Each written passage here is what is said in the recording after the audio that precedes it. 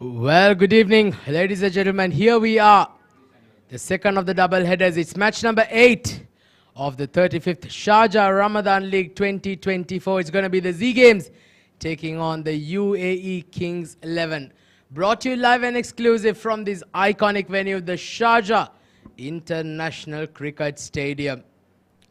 Promises to be an exciting contest coming your way.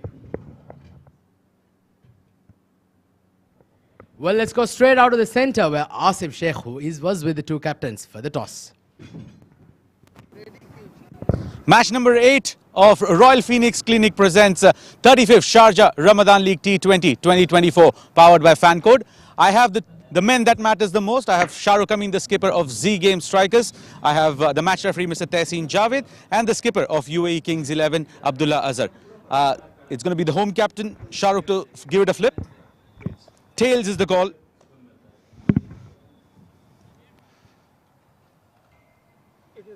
It's a head. Shahrukh won the toss. What are your plans? I'm going to look to bat first. Well, what do you make out of the surface? It gets a bit trickier, it gets a bit slower in the second half. But what are your thoughts here?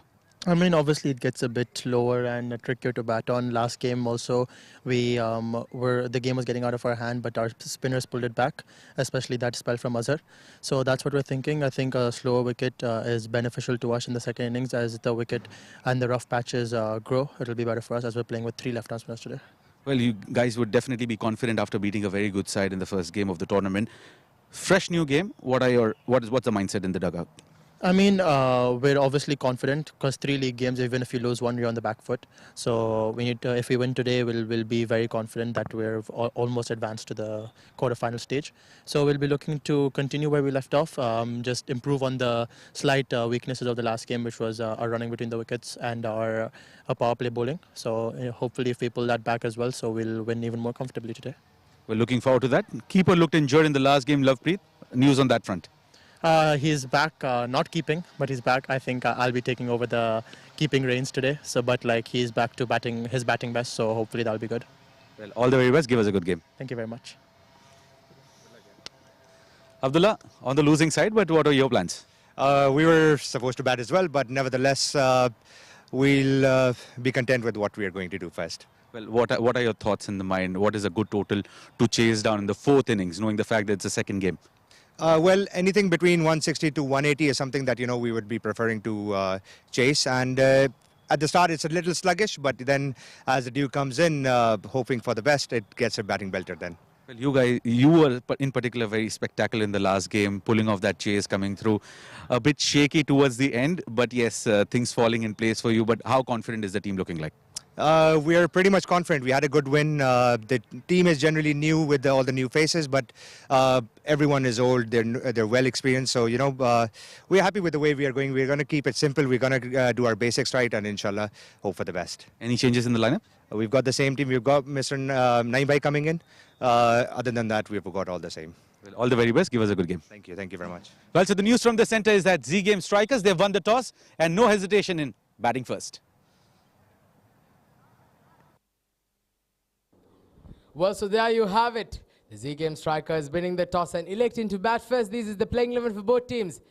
The Z Game Strikers, captain at the top, Shahrukh Amin with Ronak Panoli, the exciting all-rounder, Faisal Altaf, Ahan Fernandez, Mubin Ali, Sardar Bazad, Azhar Muhammad, Danish Qureshi, Usman Rahim, Nilansh Keswani and Lovepreet Singh. For the UAE Kings 11, it's Muhammad Naeem at the top, the captain with Naimur Rahman, Matiullah, the fast bowler, Nav Pabreja, Lahir Sundaruan, good to see him in the playing 11 of the UAE Kings 11, Muhammad Junaid Hussain, Tarindu Pereira, Zafir Yasin Chowdhury, Fahad Nawaz, Abdullah Azhar and Khalid Shah makes the 11 of the UAE Kings 11. We're just a few minutes, perhaps maybe a couple of minutes away from the start of ball number 1. As I'd like to welcome my co-commentator here in the combox, Mr. Adnan Arif, the legendary, the seasoned campaigner here at the Sharjah International Stadium. Mr. Adnan, welcome to the combox, my friend.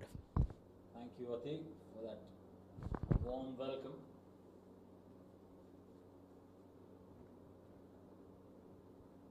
What a start to this tournament.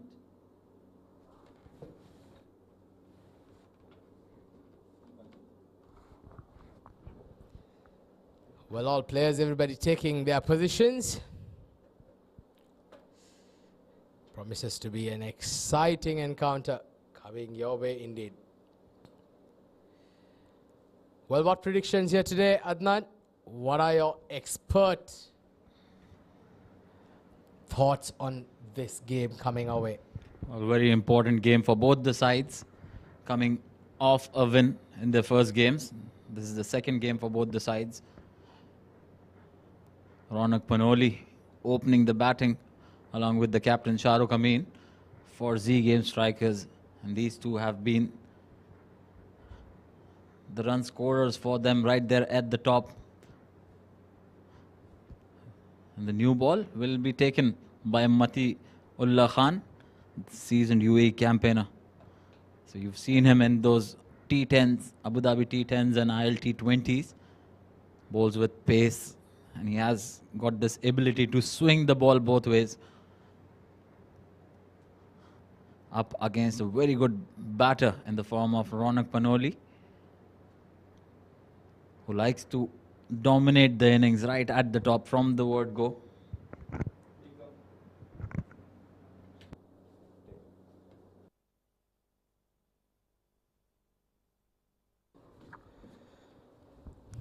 Well, certainly, Matiullah Khan, he certainly will want to start the proceedings off by getting some quick early wickets here. Here we go. Ball number 1 of match number 8. And nicely played. It's into the gap. It's running away towards the cover boundary. Will the ball win the race? Yes, it will. Straight away, starting off the innings off in style. Magnificent shot there by Ronak Panoli. What a start for Z Game strikers. Very first delivery. And look at that. With on offer. Just creamed it through that infield, through the offside. First boundary straight away. Ronak Panoli gets off the mark and in style. Well, certainly setting the tempo early on here, the Z Games. Ronak Panoli, he's going to be the crucial cog in the wheel here if the Z Games are to get a good score. That was a better delivery. Straight to the field on that occasion. Matiullah Khan, he's a very, very good prospect. And like Adnan mentioned, he's been playing a lot of cricket. Played in the T10, the recently concluded tournament. He's an absolute champion. Certainly very, very talented, very skilled with the new ball. He can move the ball both ways. Certainly can trouble the batters early on as well. So it's going to be very interesting. It's going to be very important and crucial that Matiullah Khan gets to his stride early on here. Well, both the teams have got very good names in their lineup. It will be and promises to be a very good match. Straight away, we can see some changes in the field. Third man is back in the circle. There's a deep point in place. There's a deep square leg as well. The two fielders outside the circle. Goes for that big one down the ground. And some shape off the pitch for Mati. Good delivery to be bowling. Well, we've seen some very uneven bounce today, even in the previous game between the 7 districts.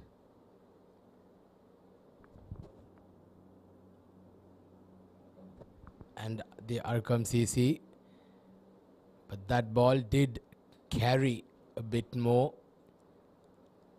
Had that stayed low, Ronak Panoli would have been in all sorts of trouble. Good delivery there by Matiullah Khan. Again, this time played and played beautifully through that point region once again. So 2 boundaries of this over, and Ronak Panoli certainly seems to have hit his stride early on here. That's a classy shot. Well, that change of field didn't work in their favour. And on that occasion, Ronak Panoli using the pace to his advantage with the third and point fielder in the circle. He's pierced the gap beautifully to pick up his second boundary of the innings. Magnificent start here by the Z Games. 2 boundaries in the 4 deliveries that Ronak Panoli has faced. Striking it at 200 now. That was a pacey one. Nicely played off the pads. Straight to mid-on the occasion. Matiullah Khan, he's just got to be a bit careful, isn't he? He's just got to make sure that he keeps those lines and lengths very tight here. Because a batter like Ronak Panoli, who feasts at any deliveries that are full or short, is very, very strong on the offside as well. He can play good shots all across the ground. And you're absolutely right that he's got to be switched on from ball one. Matiullah Khan conceding a boundary of the very first delivery. Played well once again, wide off that fielder and piercing the gap once again. So 3 boundaries in over number 1. And it's Ronak Panoli who gets a very good start. 12 of the first 6 deliveries. For him, 12 for no loss Z Games.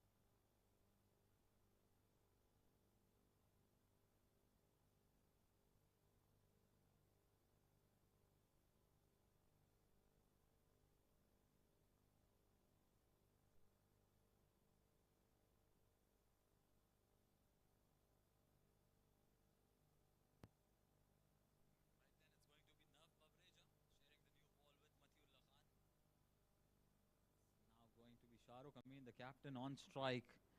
Well, a very good over for Z Game Strikers. The first one picking up 3 boundaries in that over on Ronak Panoli. He's a very good batter. Consistently scoring runs for his team and consistently knocking the doors off the UAE selectors. Right then, a deep square leg and a deep third. Starts off on the pads, just sliding down the leg. And straight away you can see Nerf Pavreja getting some movement in the air and off the pitch as well. Well, he's asking for the review there. Cheeky Nerf Pavreja. He would have certainly wasted a review had he gone for one. Well, certainly did. That was swinging way down the leg side. But Nerf Pavreja is a very, very good wily customer. Can swing the ball and certainly trouble the batters early on. It's a good shot again. Great footwork.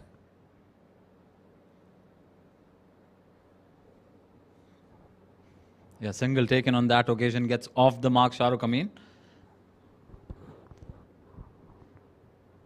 Now this is the battle to watch out for. Nerf Pavreja, who bowls with some pace, is up against Ronak Panoli, who likes to go through the offside initially in the innings. He's got a very short boundary on the offside. Nerf Pavreja has got to be very tight with his lines and lengths. Anything pitched up, Ronak Panoli will be very severe on him. And he's got to slip in place. The 2 men in the deep are deep square leg and deep mid wicket. So you'll be expecting a lot of short stuff into the wicket. Pace off maybe. But he can't afford to give any width to Ronak Panoli. He's got the entire men on the offside in the circle.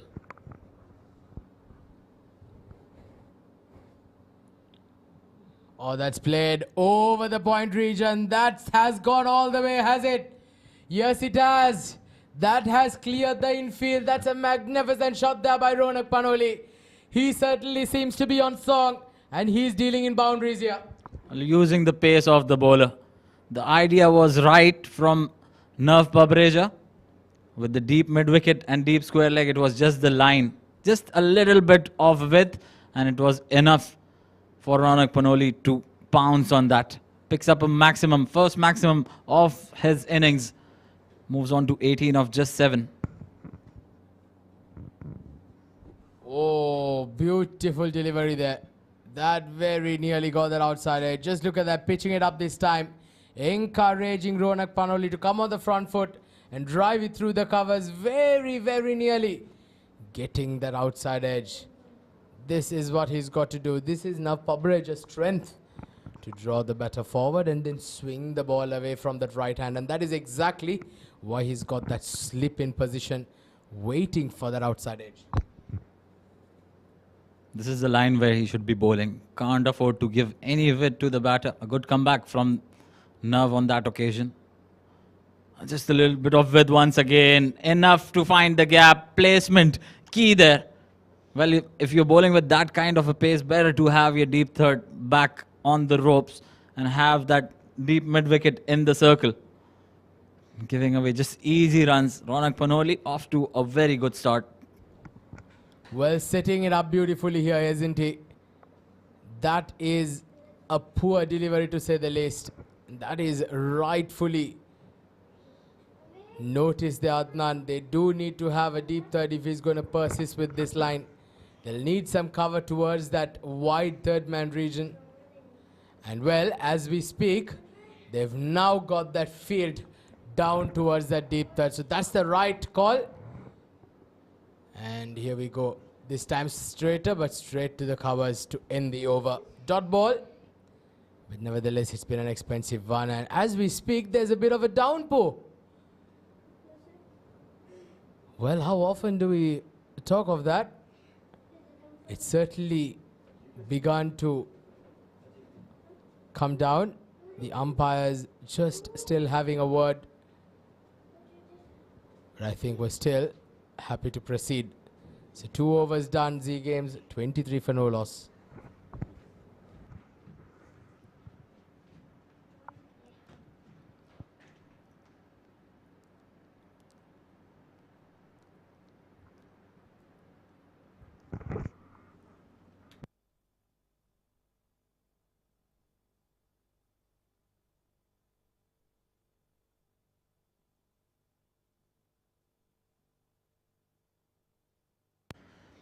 Right then, a little bit of drizzle out there in the center, but not heavy enough to take the players off the field. Look at that on your screen. Now umpires are getting together. It's getting heavier. Umpires are asking the players to get off the field. So some work for groundsmen now. We'll take a short breather. 2 overs into the game. First innings, Z Games winning the toss and deciding to bat first. Got a very good start, but there's a delay now because of that rain. So we'll take a breather here. And once that rain stops, we'll come back with live action.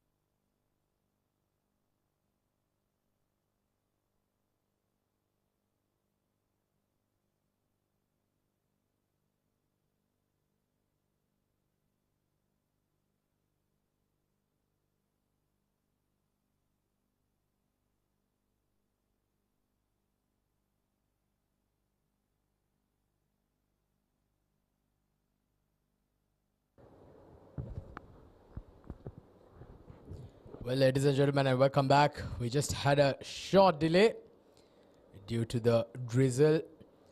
It's good news is it has stopped, and we are now in the process of getting the covers removed. Just before the drizzle came down, the Z Game strikers scoring 23 for no loss in 2 overs. Promises to be a very exciting encounter, so we'd all hope that the cricket will resume very shortly. So stay tuned, and we will be back live just a few minutes.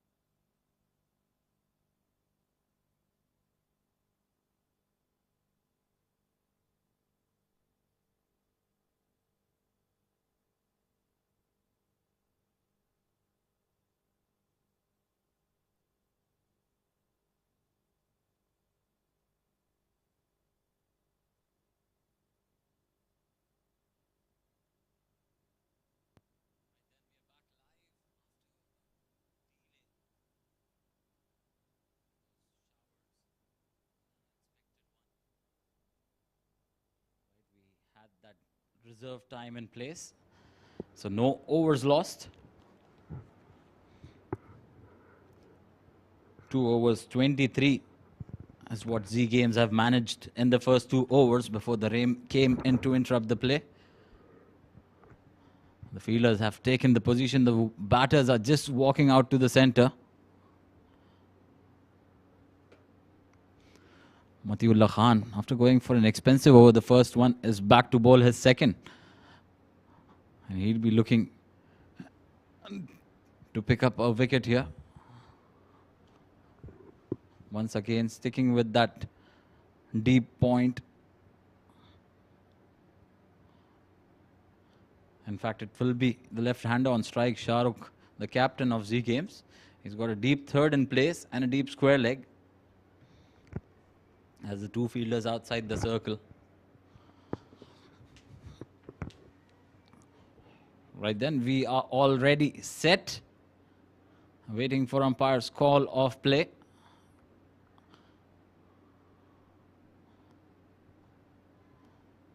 Umpire calls play.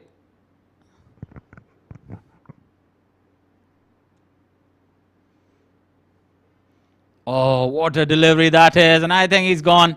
Yeah, umpire raises that finger. So, a wicket of the very first delivery after that rain break.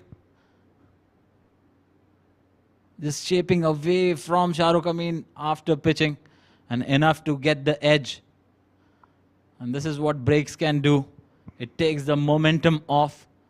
They had to rebuild once again. And straight off the very first delivery. Shahrukh next one straight to the keeper. He goes out on 1 of 3 deliveries. First wicket down for Z Games on 23.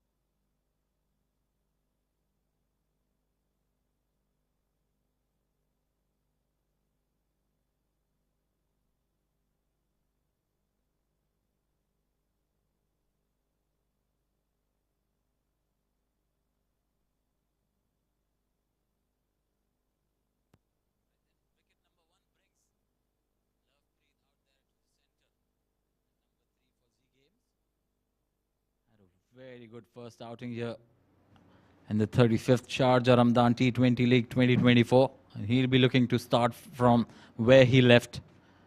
First wicket soon after the break. And that was a pretty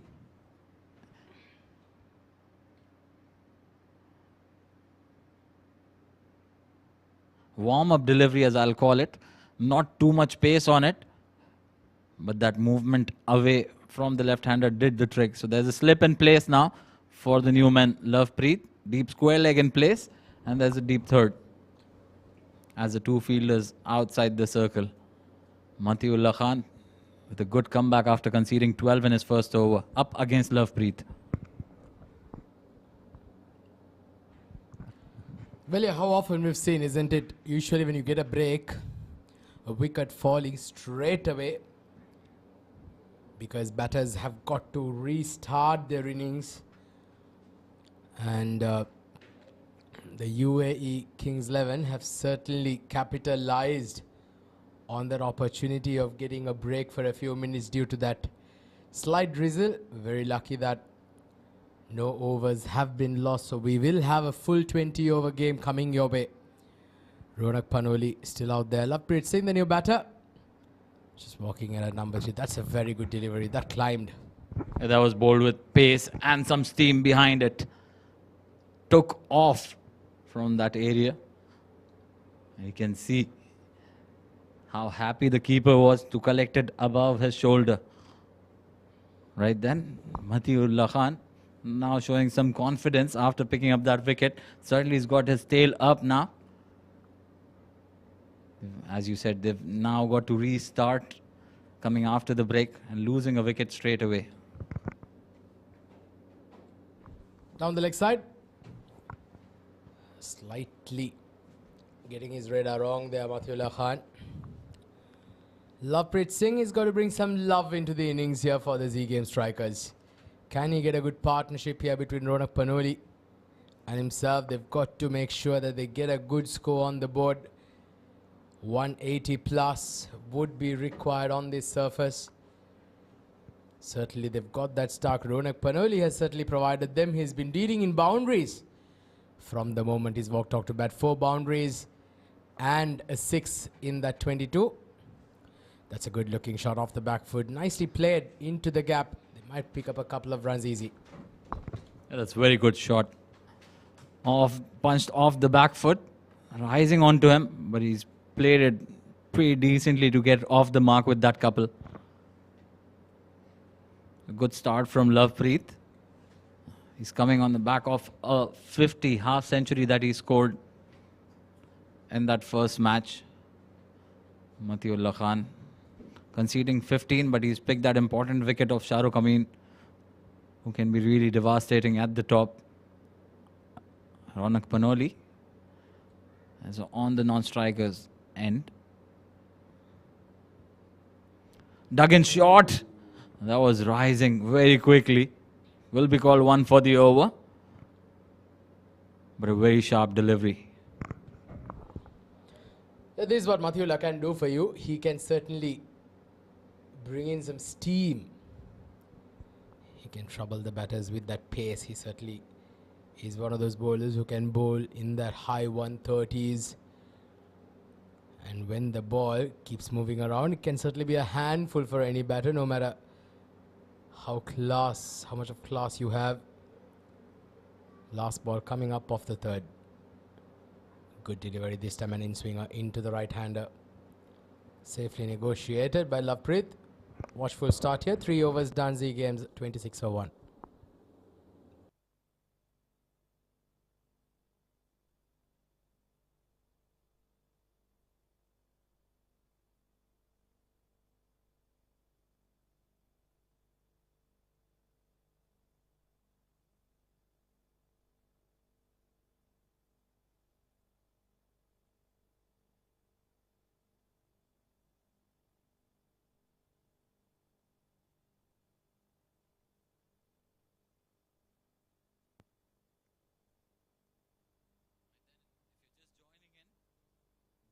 Strikers winning the toss, elected to bat first. The first couple of overs went for 23 without a wicket, and then we had some rain pouring down.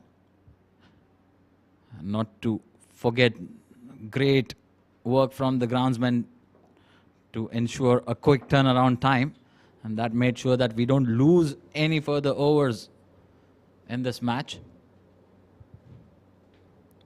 Enough to continue. Oh, what a good shot that is. On the up, on the rise. Brilliantly executed shot from Ronak Panoli. Starts off where he left before the break. Yeah, well, break or no break, Ronak Panoli is continuing his merry way from where he left off. That was in the slot. Got on the front foot and plays it through the line of the ball. That's a shot of class. That's a shot of a man who has been in tremendous form. Gets another boundary, 5th boundary for him to go for that with that additional 6. He's yet to get a single or a couple or a triple. He has been dealing in boundaries from the moment he's walked out to bat. It's not an easy shot to execute. It would have been a very good delivery to most of the top order batter, but not to Ronak Panoli. He's got different plans in his mind. 26 of just 11. Dug in short. That's hurried onto him a little bit. Looked slightly off color just on that occasion. A good follow-up delivery from Nav Pabreja. This is what he brings to the table. Bowls with pace. Though he's not expressed pace at the moment. He's coming back after some time. But certainly got some steam behind it. Well, certainly caught him with surprise there. Ronak Panoli, he looked bewildered. After that, he didn't expect that ball to come to him at that pace from Nav Pabreja. Certainly bending his back here, Nav. He'd love to get a breakthrough here for his team. Nicely played there. That was close to the body, brought in the ramp. Played it neatly down to deep third for a single. You're well bowled by Nav Pabreja. Realizes he can't be giving any width to the batter. Just a little bit of banter between the two. Ronak Panoli and Nav. Smiles all around. Good to see that. A bit animated there at the non-strikers and Ronak Panoli just having a conversation with Matiullah Khan. But very smartly played in the end. Got that boundary of the very first delivery. Gets a single. Oh, good ball. Very well played. Played it wide off that deep third. Running the first one hard. Oh, that was a very awkward bounce for the keeper. Lucky that Junaid missed it completely. Well, yeah, that was a wayward throw. Had that been over the stumps, that could have been extremely tight. The moment the batters turned for a second, we here in the comm box felt that was going to be a very close return to the crease. No damage is done. Both batters survive and yet to remain out there to fight another day. Lovepreet Singh, 4 of 6 for him now. It's been a decent over here by Nav Pabreja. Very well bowled.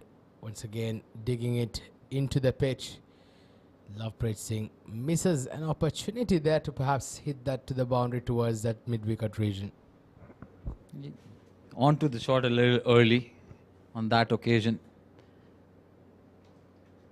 So he's got to be very watchful here, Lovepreet. Scored a brilliant half-century in the first match against Royal Phoenix Clinic Club, who's also the sponsor of the tournament. Royal Phoenix LLC presents 35th Sharjah Ramadan T20 League. It's game number 8. Oh, good delivery. Very well played, but straight to the fielder. A dot delivery and a very good comeback after conceding a 4 by Nav Pabreja. End of over number 4. Z Games, 33 for 1.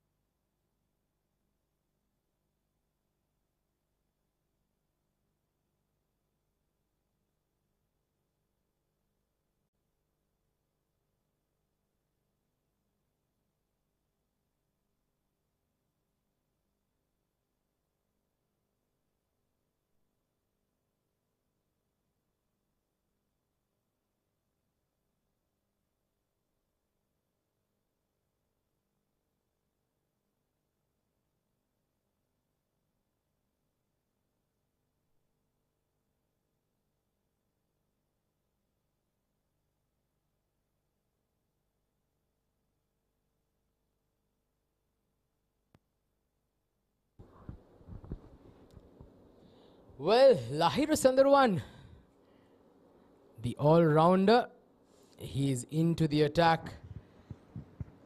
Medium pacer.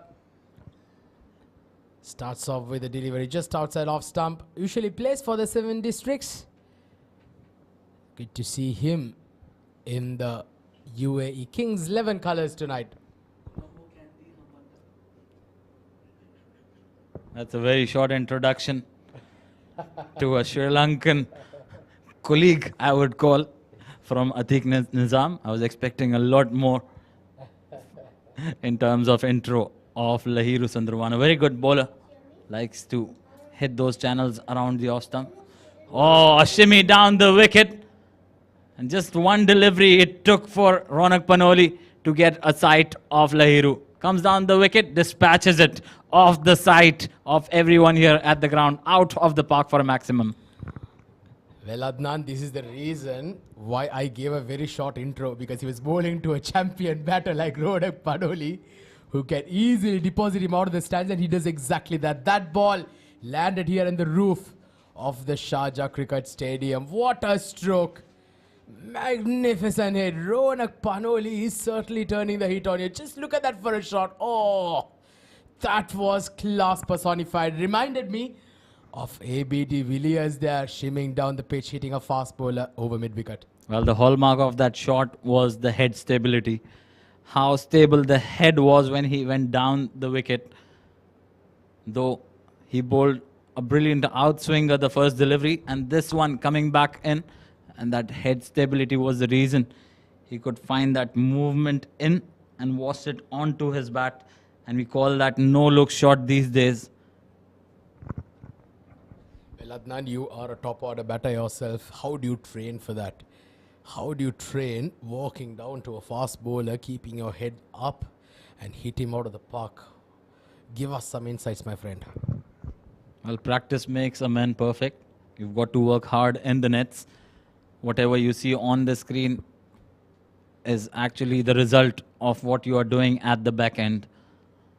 And it's just muscle memory from then onwards.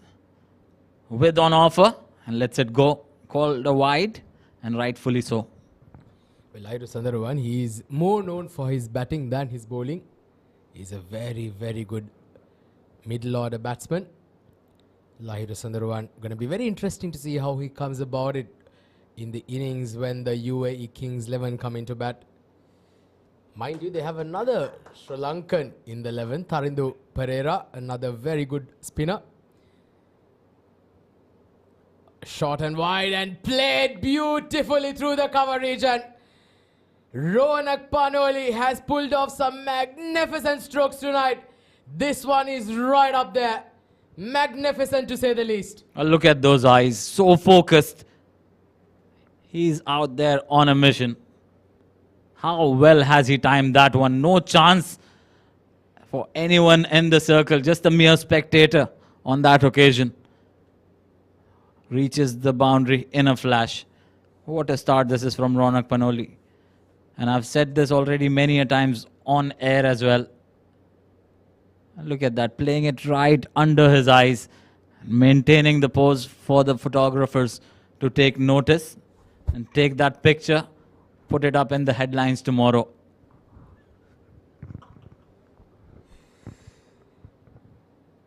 Well, goes down the ground. Has he got all of it? Yes, he has. Ronak Panoli is taking Lahiru Sandarawan to the cleaners.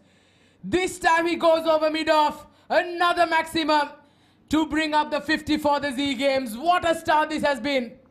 Well, he's showing, in fact, he's displaying his range of shots here. The first one over mid-wicket for a maximum, and one creamed through covers for a 4, and a maximum over long off. This is what he can do to any side. He can play all around the ground. And once again, that stable head coming into position and brilliant follow through with the bat. 43 of just 17. Oh, looking to hit that hard. Could have timed it. He knows that he's missed out on an opportunity.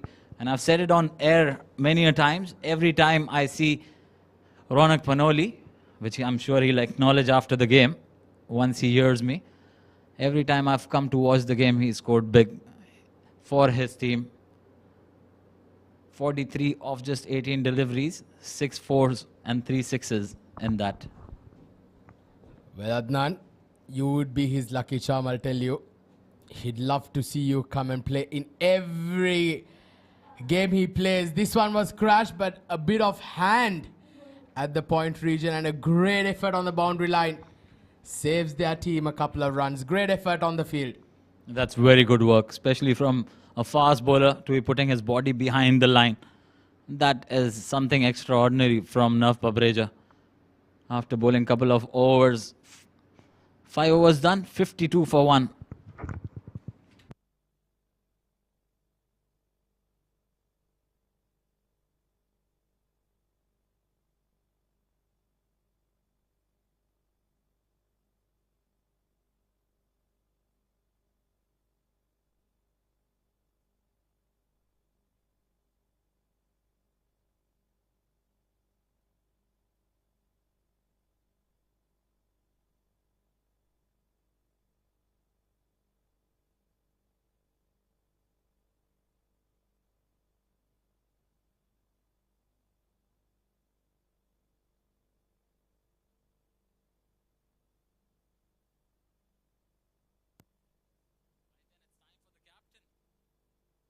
Himself on, Zafir.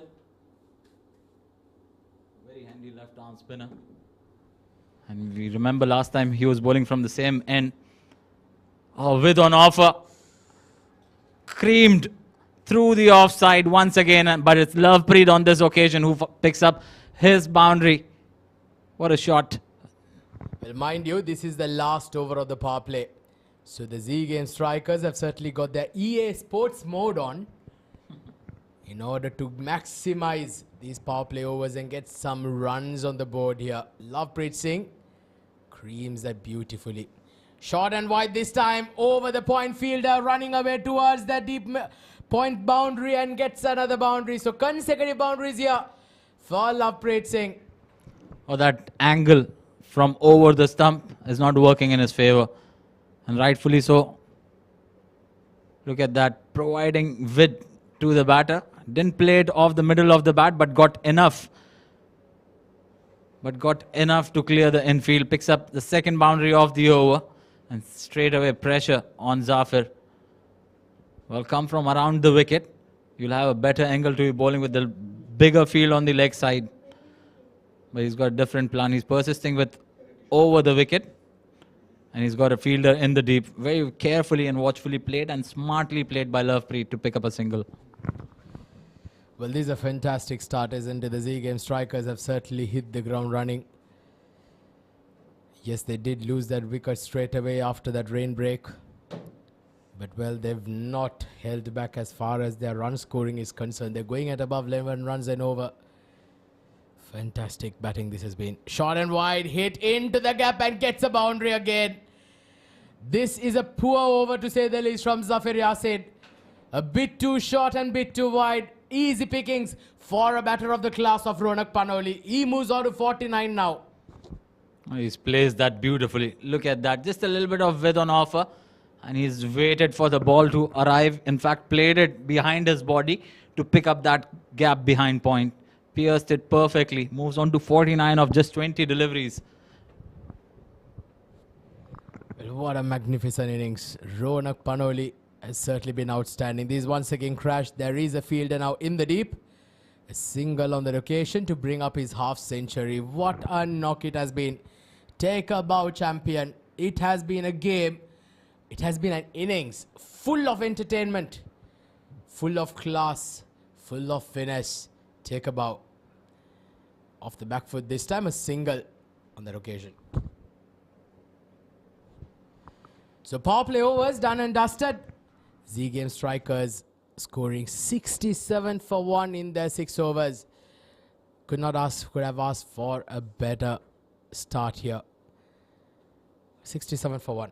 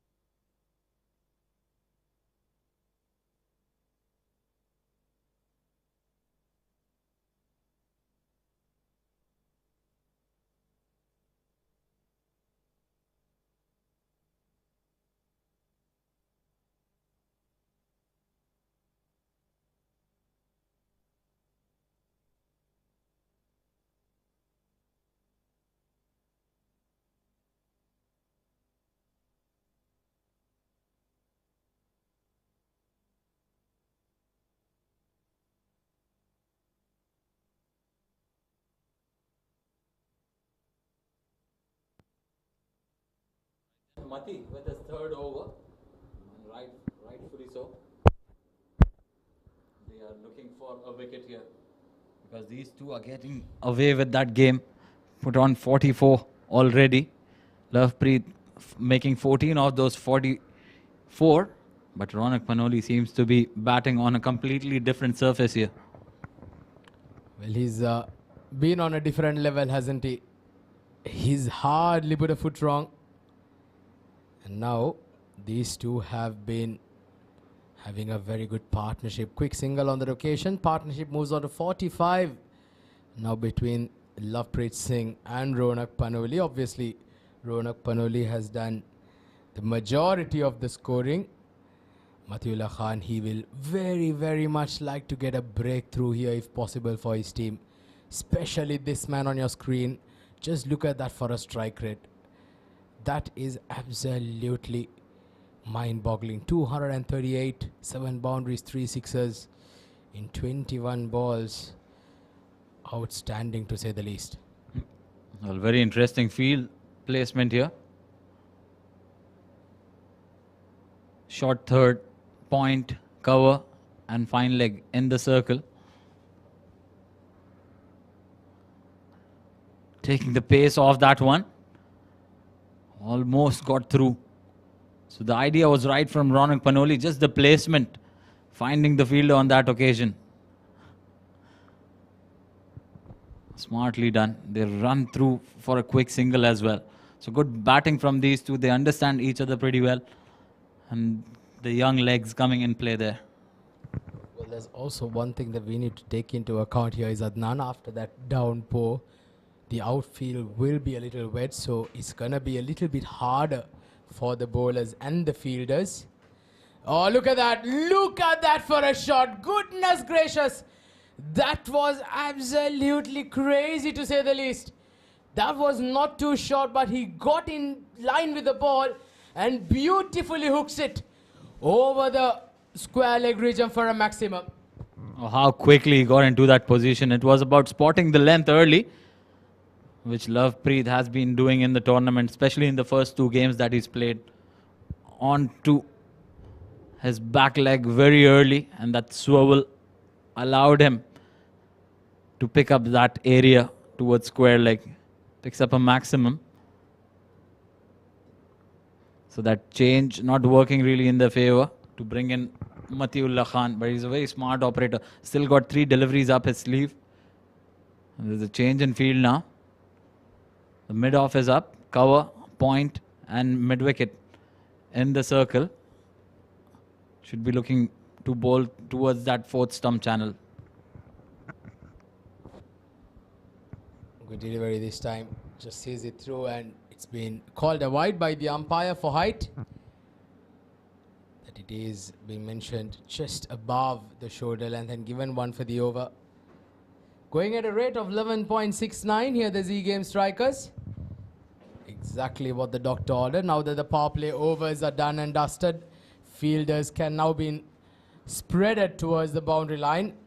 They've got a long on in place, a sweeper cover, a deep third, a deep fine, and a square leg in position. They're asking the question. Good delivery there. In fact, it's been given runs, is it? It's off the inside edge. That has saved him. A very close shout there from the fielding team. And a single taken once again. So they're getting those singles after boundaries. That's very important, especially in a 20-over game, where you've got to make sure that you stitch up a partnership and take that extra risk away. Smart batting from these two. Partnership worth 54, that's 6, bringing up that 50-run stand between these two for the 2nd wicket. A little bit of width on offer. That's crashed in front of the cover. And that fumble will allow them to pick up another boundary. Ronak Panoli, he's hitting everything off the middle of the bat. Well, he's putting on an exhibition for us here at the Sharjah Stadium. This is a scintillating pace of batting. He's been absolutely toying with the fielders out there. The fielders have certainly have a couple of yards to move to the right or left. The ball's been just speeding past them. Moves on to 55 now of 23. Certainly gearing up for a big one here tonight, Adnan. Yeah, absolutely. How well is he spotting the lines, the length, and even the pace? That was an off-pace delivery. And a little bit of width, that was enough for him to cream it through covers. Once again, off-pace delivery, smartly played down the ground for a single to retain strike. End of over number 7, 15 of that one as well, 82 for 1.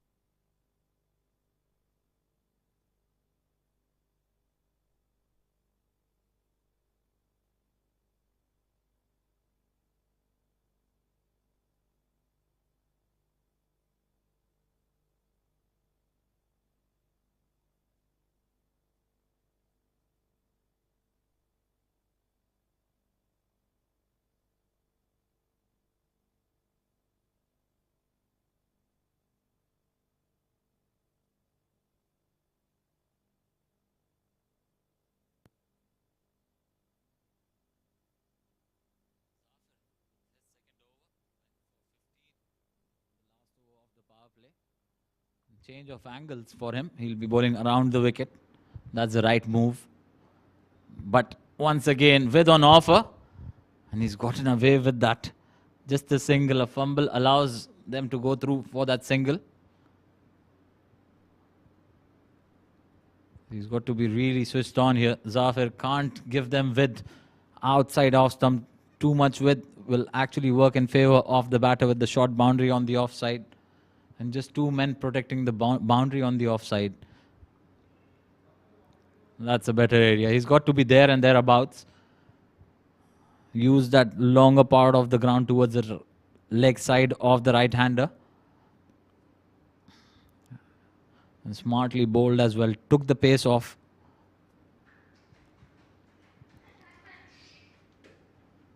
In the slot, driven very hard, but straight to the cover fielder.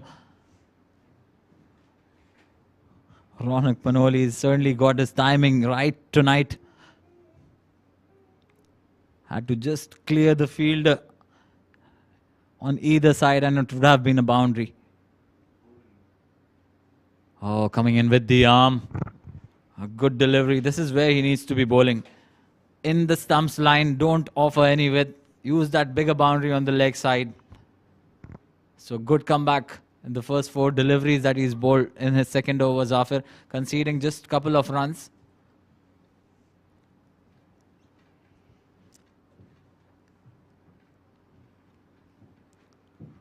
Short and wide. A mix-up in the middle. This should be a run out. Yes, it is. A big confusion in the center. They're still arguing. But Lovepreet, you've got to go. Acknowledging his mistake in the end. Lovepreet. But he's got to depart. Look at that. Hit straight to the field. Just a couple of steps away. And then yes and no in the end. Zafir had his body covering that line of the throw. So Lovepreet has gone in the form of run out. He looked pretty good out there in the center till the time he was there. Gone out after scoring 23. Second wicket down for Z Games on 84.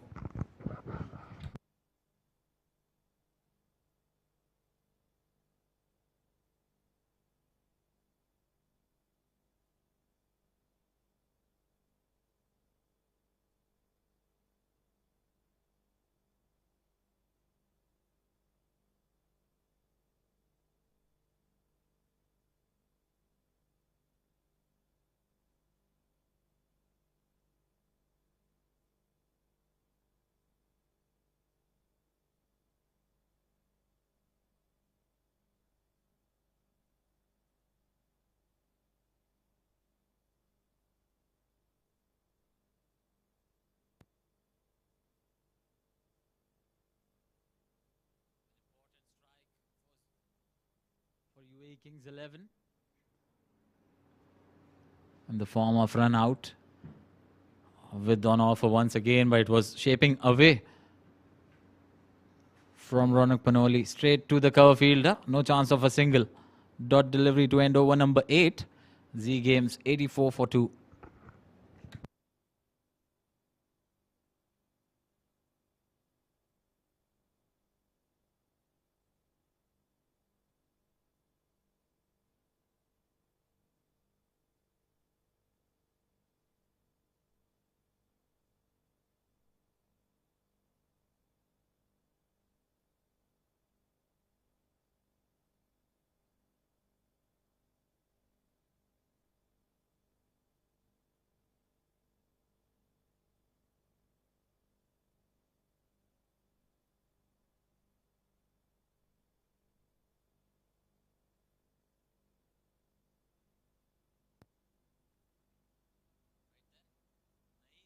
New bowler for UAE Kings 11, and there's a change in the com box too.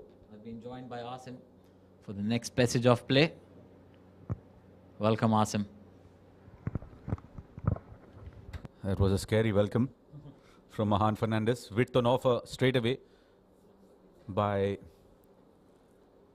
Naeem.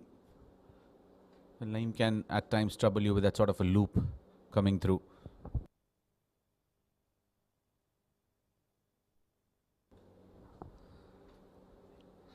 80.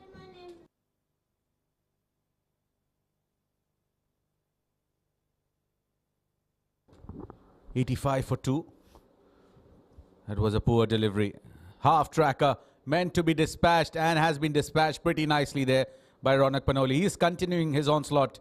He's not going to spare these loose deliveries. Very poor delivery from Naeem on that occasion. A half tracker.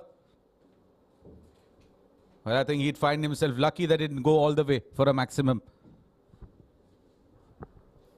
89 for 2 after 8.2. Ronak Panoli is putting on a show. That's a wide. Well, trying to bowl outside the reach of Ronak Panoli, and not sure if this is a wise move to get an off spinner from a shorter boundary towards the onside. Again, short delivery pulled towards the mid wicket. Well, Lahiru will cut it off. Just a single on that one. Yes, agree that there is a left-handed out there in the center, but ideally this should have been the opposite end chosen by Naeem, and probably Zafir could have bowled from that shorter boundary, being a left-arm spinner. Off the back foot, punches it towards the cover region.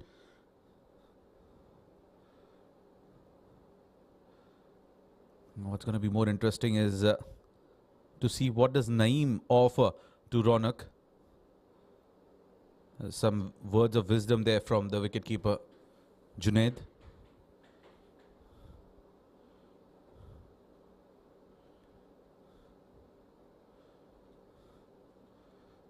Well, the results, it's on the roof of Sharjah Stadium, above the Sachin Tendulkar stand. Mighty blow off the bat of Ronak Panoli. Bread and butter, easy pickings. A poor delivery, half tracker, and that has been given the deserved punishment. Time for new balls, please.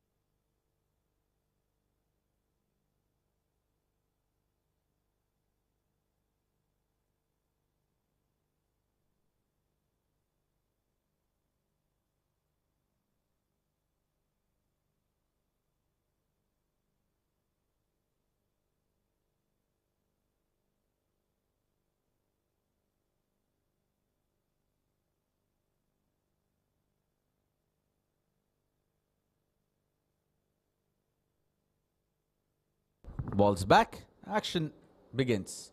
Oh, brilliant delivery, loud appeal. That was a quicker one, fired through, but that was drifting down the leg. 9 overs gone, it's 98 for 2.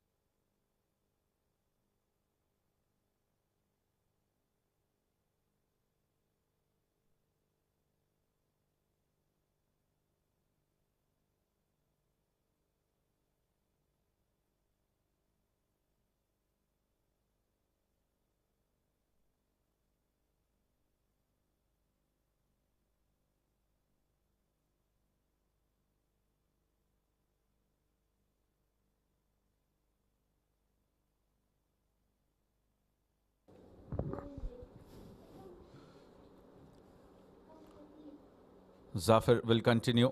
He's into his third over. He's gone for 17 in his 2. Well, we'll have to wait and see what sort of a response or approach does Ronak carry against Zafir. He's getting that odd deliveries to spin.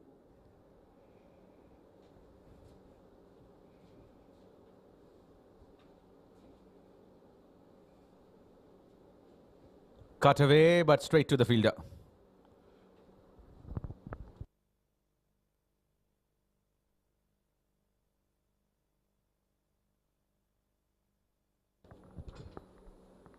Hitting that right channels there, Zafar. Just not letting Ronak free his arms the way he has been able to do it against other bowlers. Well, goes through the gate. Zafar strikes and strikes the big fish here. Ronak wanted to go big, missing the line completely, did not read the arm ball there, and it held onto its line. Look at that. Missed it completely, trying to hit it with tremendous power and just losing his line there on that occasion. 68 of 35. What a magnificent knock from Ronak Panoli. That comes to an end. Batting at a strike rate of 194. 9 boundaries and 4 sixes in that. Z Games lose their star batter.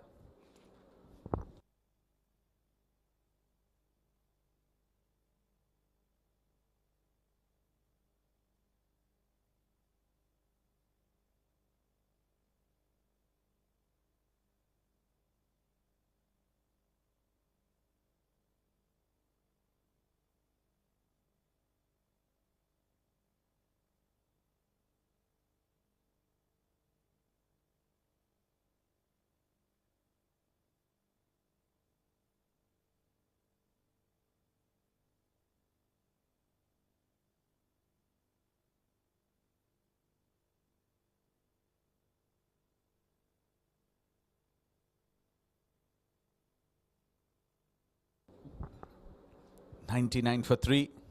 I think they'll breathe a sigh of relief seeing the back of Ronak Panoli. Slower through the air, punches it down.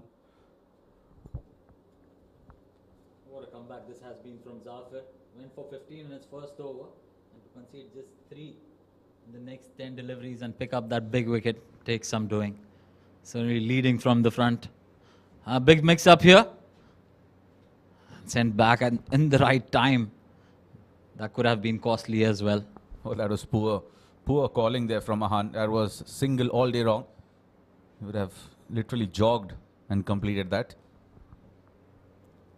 A fuller delivery, a low full toss once again. Sent back. He's inquiring with the umpire, who's not interested in that one at all. So at the halfway stage, Z Game strikers, 99 for 3.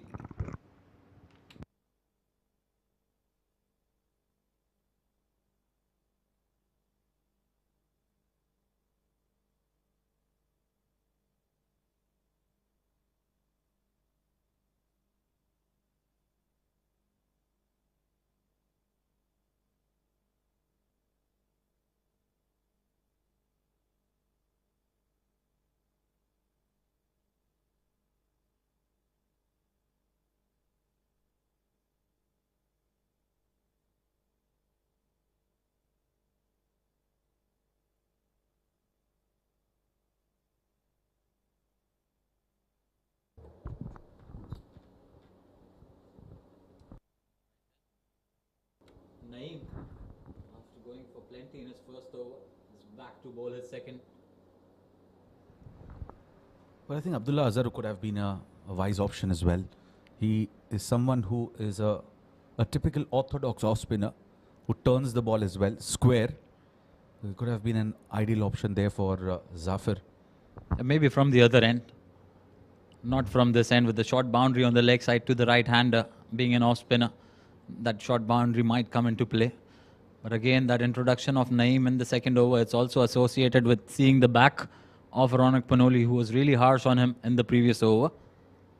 Well, he hit one on the roof. That was a magnificent hit off the back foot. Half tracker went sailing and the ball never seemed to come back. He's certainly leveled up his game, Ronak Panoli, especially in the last 1 year. Very consistent with the bat. He's been very aggressive as well. It brings in that Sehwag factor to the team. Meanwhile, half tracker again. I think he just got a bit lucky to get away with that one. Yeah, that's the reason why he's bowling at the moment. If Ronak Panoli was still here, I'm sure he wouldn't have been reintroduced, because that ball would have gone sailing over the roof once again.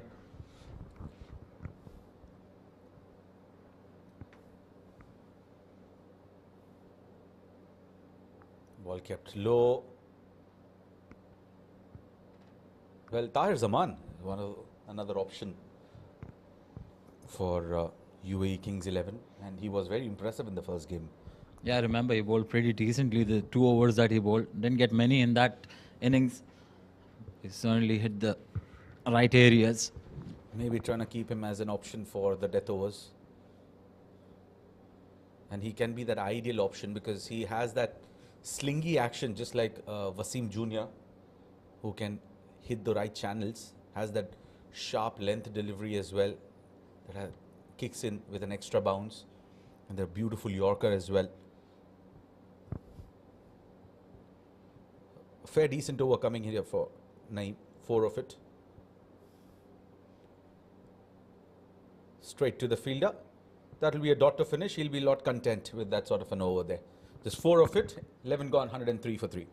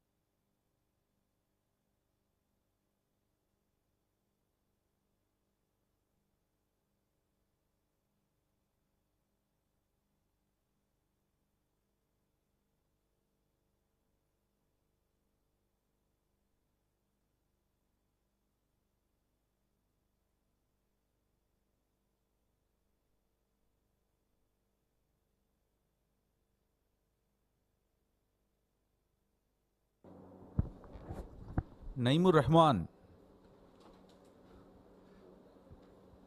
Well, I wouldn't say a look-alike, but the action quite similar to Bumrah. Look at that approach.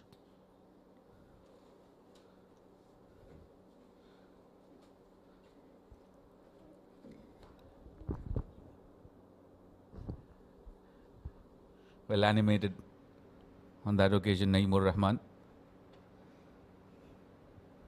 Not the right sort of length to be bowling with here. Square leg up and fine leg up. That would be easy picking on that occasion. Sardar just having the first look of Naeemur. Oh, this hurried onto him very quickly. He's got into an awkward position to execute that shot. Lucky for him not to find a fielder. I think that's one of the downsides of Sardar Behzad's approach while batting. He's stuck in his crease, lack of foot movement, and that is where it becomes a bit difficult for him to adjust and maneuver around to play those pull shots. You're spot on there. Being a top order batter, who else can understand these technicalities better than you? Not that I'm a very technical sound batter, but it's just that you're able to figure out where the batsman is stuck. That comes out maybe being a wicket keeper. Oh, he's getting some movement off the pitch, taking it away from the left-hander, and that square leg does make some sense. Square leg and fine leg up against the left-hander, but to the right-hander it might play into the hands of the batter. And that's where you really need to assess yourself, where your strengths are, where your weaknesses are, and then have the right insurance policy applied for it. Oh, you can't be bowling there with your square leg and fine leg up. That's just easy picking. Freebie for the batter. Ahan Fernandez picks up his first boundary. A maximum there. Lahan, after hitting that ball, would have said, aha, brilliant. Look at the connection and that movement, the follow-through. Brilliant.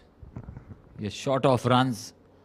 Ahan Fernandez, that would certainly add a lot of confidence in his batting. 11 of 9 deliveries now. Still persisting with that square leg and fine leg up. But I think he's got to be very watchful with his length here. Probably bowl it fuller, outside off. Oh, nicely flicked away above that square leg fielder. And that will be a boundary. Definitely need to rethink his strategy. What sort of field setup does he want? That's not helping him. And that's not the right channels to be bowling with your square leg up. The length was fine. And look at that shuffle as well across to the offside. That even made the shot easier. Now he's adjusting his field. Square leg moving towards that short mid-wicket region. And there's a deep square in place. Well, that's what you call playing with the psyche of the bowler. Shuffled, forced him to bowl at the stumps, and then he was all set in readiness. Oh, one-handed pickup. Is it enough? Well, it has gone all the way. Additional duty for the cameraman there. Almost took our cameraman out there. A full toss with a short boundary on the leg side. I think he wanted to bowl a slower ball. Messed it up completely, playing into the hands of the batter. And look at that, he had to take evasive action, our cameraman down there. Up there rather. Well, one-handed shot from a left-hander that goes for a maximum. Reminds you of none other than Rishabh Pant. Exactly 10 and over, 12 gone, 120 for 3.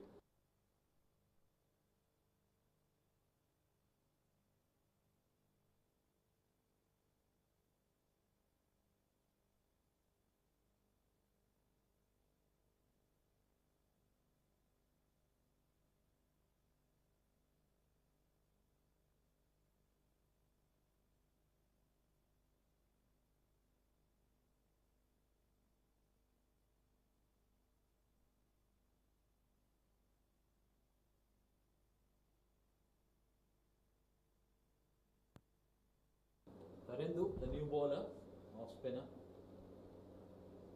And I think Sardar would be licking his lips now with the off spinner in play with the short boundary on the leg side. Might help him get away with a few runs here. Well, why would you not think about that aspect? That you're playing a shorter boundary.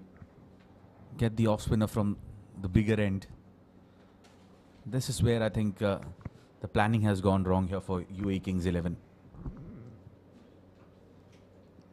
Edged, and that's running away towards that third boundary. Zafir puts in a chase. And I think Sardar will chance his arms. Yes, he is. And he'll pick up 3 here. Ahan Fernandez, very quick to respond, makes it comfortably.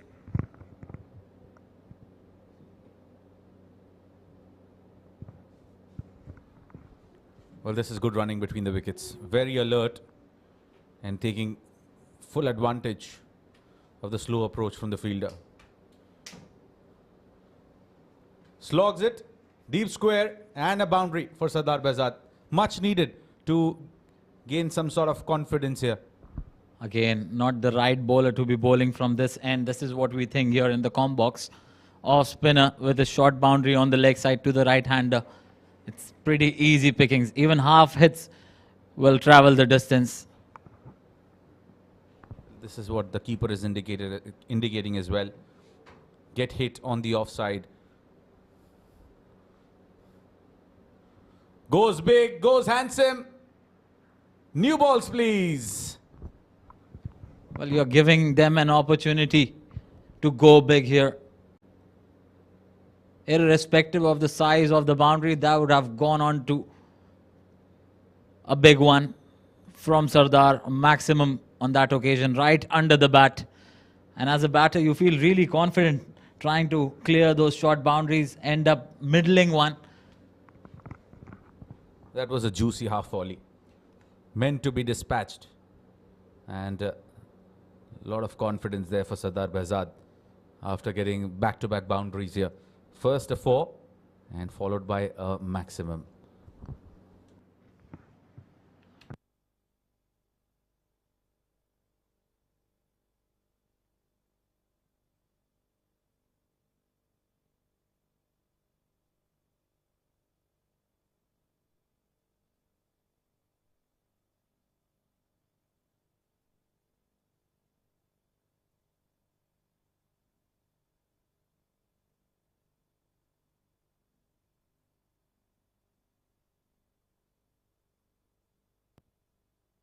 Of this over already. New ball has been called on and can go for plenty more. Oh, that one was darted and probably a leg spinner from Tharindu. Well, he had to do something out of the ordinary. Fired one into his pads. Well, just not able to find that sort of a rhythm here from the SCA end, the UAE Kings 11.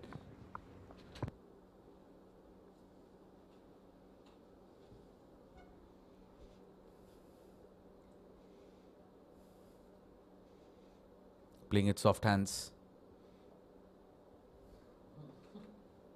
A dot to finish. They're well ahead at the moment. 10.5. An over here of 13 gone, 135 for 3.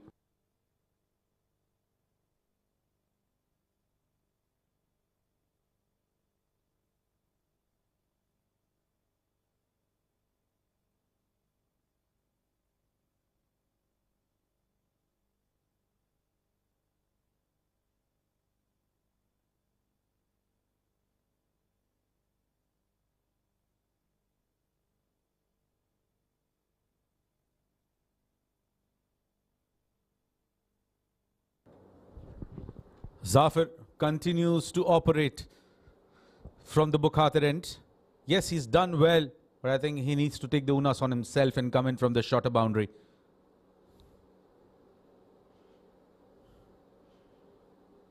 Slashes over the fielder. A chase here for Tharindu. Puts in that dive and pulls it in. We're looking for that third run, deciding to go against it.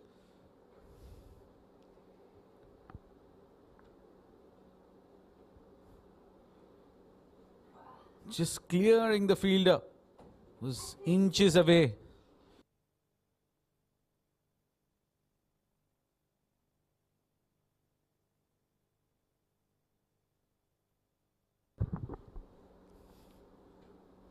Again, that inside edge coming through. And just a single coming. In fact, they run back for the second run here. Well, for the next passage of play, I've been joined in by Atiq Nizam. Atiq, welcome back. Thank you, Asim. Well, there's been a very good period of play here. The UAE Kings 11 have slightly clawed things back after that rollicking start from Ronak Panoli. It's been a good over here so far. Sardar 18 of 14, 18 of 15 in fact now. Ahan Fernandez 24 of 13. It's been a good partnership between these two. 40 on the board between them. Oh, that was very close to that outside edge. Nicely bowled. That wide angle of Zafar making it a bit difficult. And he's getting that turn as well. Not a big turner of the ball, but whatever he's getting is enough. Slightly wide there again. Just look at the umpire, but I think he's happy with that. And dot ball to end the over. Zafar's bowled extremely well. 1 for 22 of his 4 overs. 14 done, 139 for 3.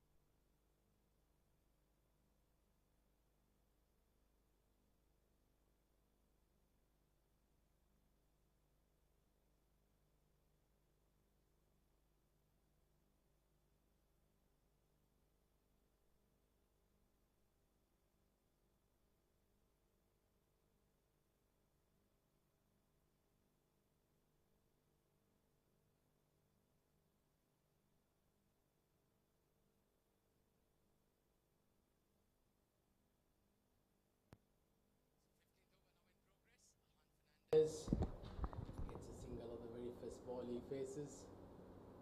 Naeem into his third over. Captain bringing himself on. Crucial over coming up here. Can he get a wicket? Can he break this partnership? Looking very threatening here. These two. 140 on the board. Oh, beautifully bowled. Very nearly chopping that onto his stumps there. Well, I think they need to continue to go attacking against Naeem. It's very important to keep that pressure on. They had a silent over the previous one, and now they have an off-spinner operating who has already been taken for runs from this end. They need to continue that sort of an approach. Meanwhile, shorter in length, played it towards covers, a single coming through. Again, this has been a very good comeback here from Naeem after getting hit for about 14 odd runs in the first over. Relatively a good comeback, just conceding 6 of the next 9. Yeah, he's come back quite well. Keeping things nice and tight. Just keeping it very steady, not giving too much of room for the batters to get under him. But he's got to finish strong here. He's still got another 8 more deliveries in his spell. The Z Game Strikers 142 on the board now. With the last 5 overs coming, they certainly will look to going at 10 runs and over to get to that 200 run mark. Nicely played in the gap, looking for that second, and will settle for a single.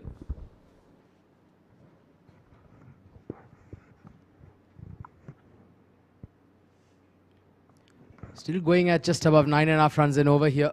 The Z Game Strikers, even in spite of having lost Ronak Panoli, that is going to be called a wide. That was pushed way outside off stump. Umpire Imran Munir, very experienced, certainly very, very on point with his decisions. Umpire Imran Munir, very experienced to say the least. Good to see him officiating here. Last ball coming up of the 15th. Just nudged down towards long on. A single to end the over. So 15 done, 145 for 3 on the board. 5 overs to go. Z Game Strikers, very crucial. Final 5 coming up.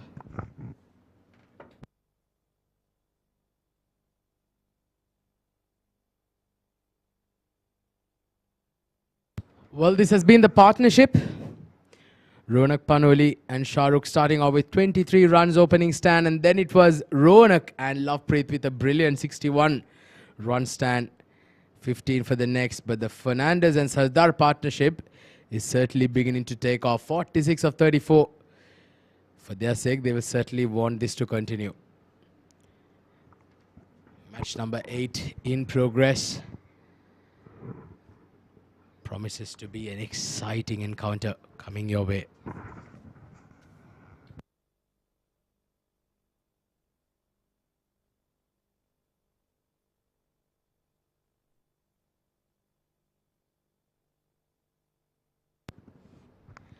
So there's a change in the bowling. Fahad has come into the attack. Another left arm spinner, and he's straight away been launched. Hit towards the mid-wicket region, and that's landed here on the roof here at the Sharjah International Stadium. What a hit there from Mahan Fernandez. Giving tribute to that Sachin Tendulkar stand.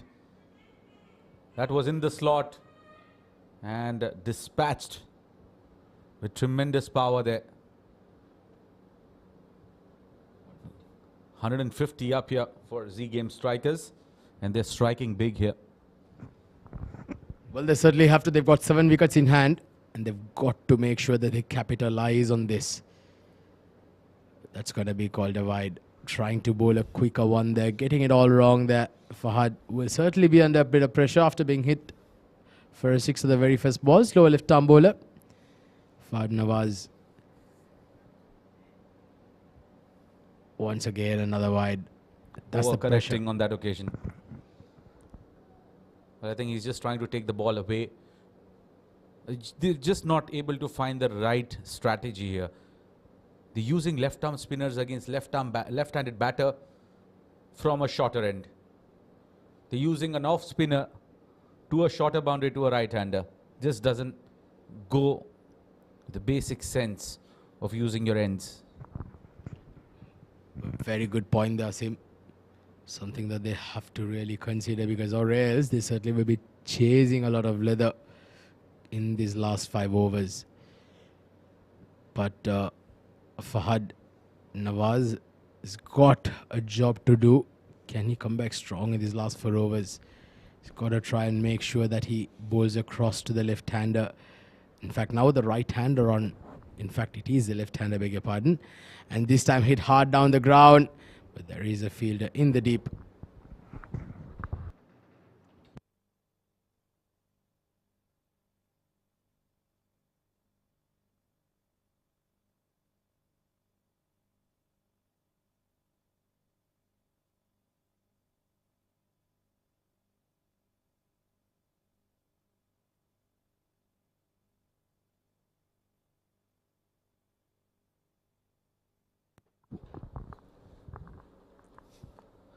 .155 for 3 at the moment. 15.4 overs. Well, what do you think is a good total from here on, Natik? Well, 200 definitely has to be on the cards here with 7 wickets in hand. Han Fernandez and Sardar, the way these two are batting, they certainly will have to go a long way. This one again launched into the stands once again. Ricochets it back into the stadium. That's another magnificent hit. Well, terrific batting here from Ahan Fernandez. Well, at one point of time in his career, wasn't considered as one of those who would bat at a strike rate of 200, but he's standing out loud and clear against the odds, against the critics, and putting a show on here. Once again, Fahad Nawaz bowling to the left-hander. Left-hander's left arm off spin once again has been taken apart. This is again launched again in the air. Has he got all of it? No, he has not. Gets caught in the deep. And the partnership has finally been broken. A 62-run stand between Fernandez and Sardar finally comes to an end. And it is Fahad Nawaz who has the last laugh. Again, just floated outside off. Could not get the elevation. Could not get the distance. And the fielder in the deep on the boundary line completes the catch. Another one falls. 16 overs complete. Ahan Fernandez departs after a very good knock. 1 boundary and 4 massive towering sixes in that innings. 40 of 21 for Ahan Fernandez. He walks back. Z Game Strikers 161 for 4.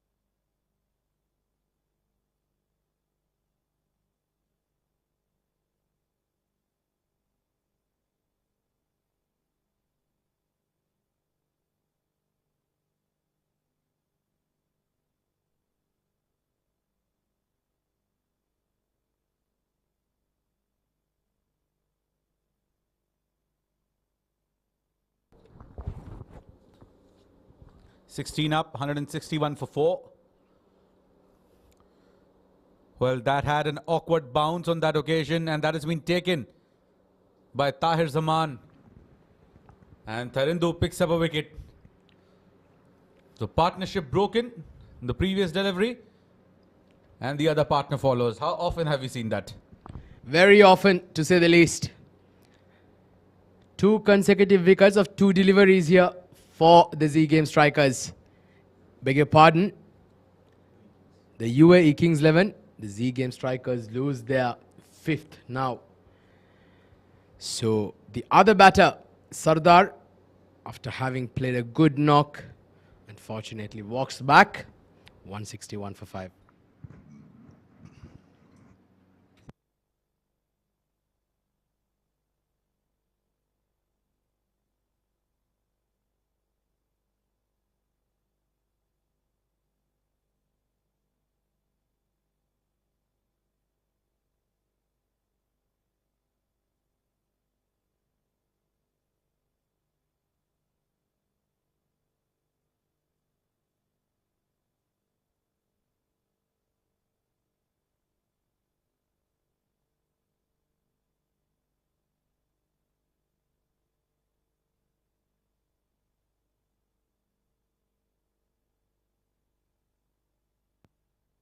Oh, starting to Pereira.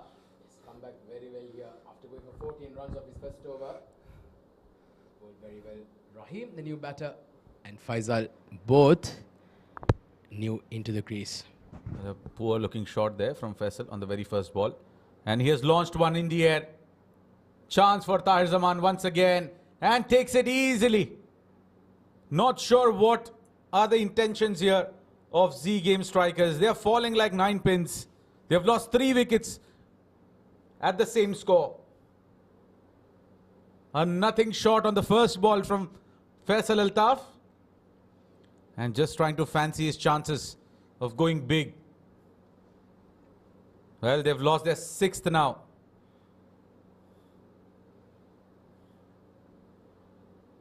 Faisal Altaf departs for a duck.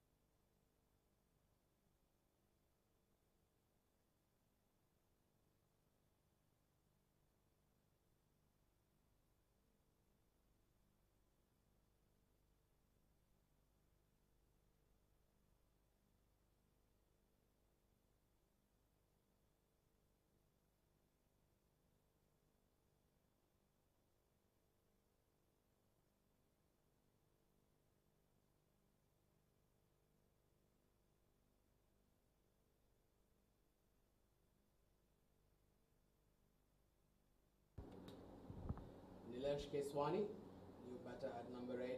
The Z Game strikers have certainly pressed the self-destruct button here, losing 3 wickets in double quick time. But what an over this is turning out to be from Tarindu Pereira. Picked up 2 wickets. Magnificent over. Yet to give a run here. He's been outstanding. Well, not sure where did he decide to become a Mendes all of a sudden. But this over has been really fruitful for UAE Kings 11. They've picked up 2 wickets here in this over. First one of Sardar Behzad. Now of Faisal Altaf. Yet to concede a run. Oh, once again, brilliant delivery. What an over this is turning out to be in the context of the game. Without a run and 2 wickets. Yeah, well, the question is, can it be a double wicket maiden? And I hope we've not jinxed it here. The rule says you don't praise the bowler or the batter way too much. Yes, runs will be on offer. They are coming back for the second. So 2 runs of the over, 2 wickets in the over. A very effective one for UAE Kings 11. It's 17 gone, 163 for 6.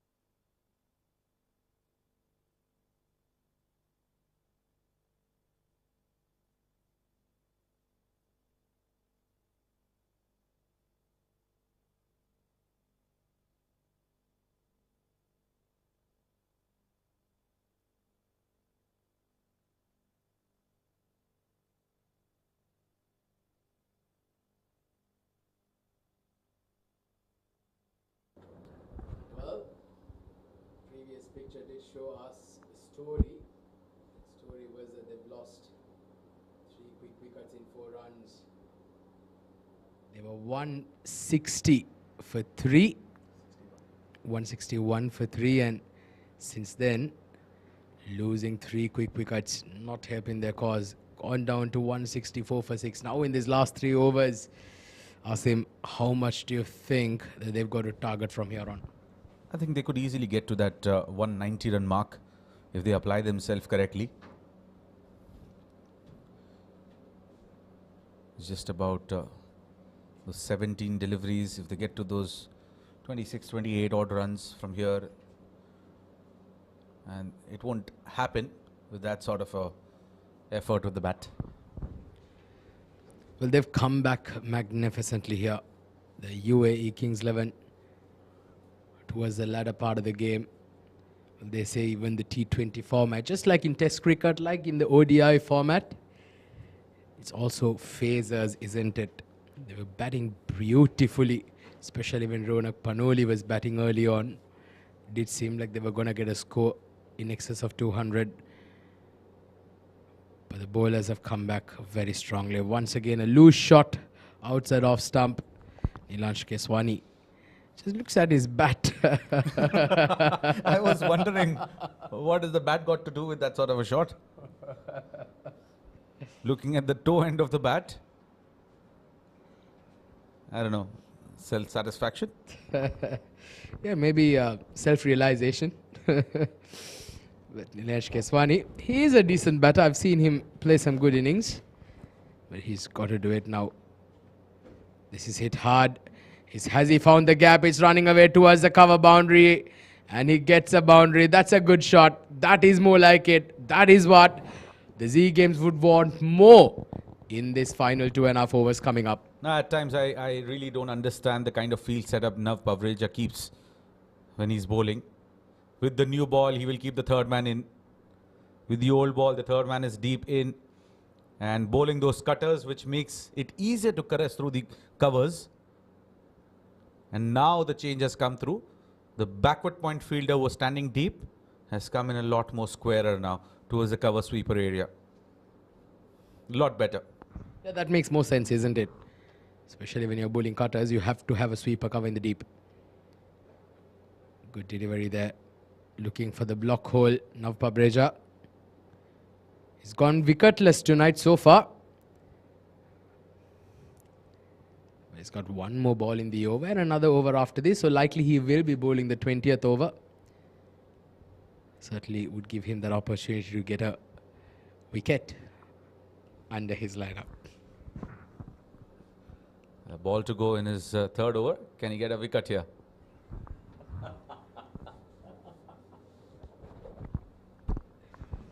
Last ball of the 18th. Solid replayed behind that, a quick single towards mid-off to end the 18th. So 170 for 6, 2 overs to go. What the fuck?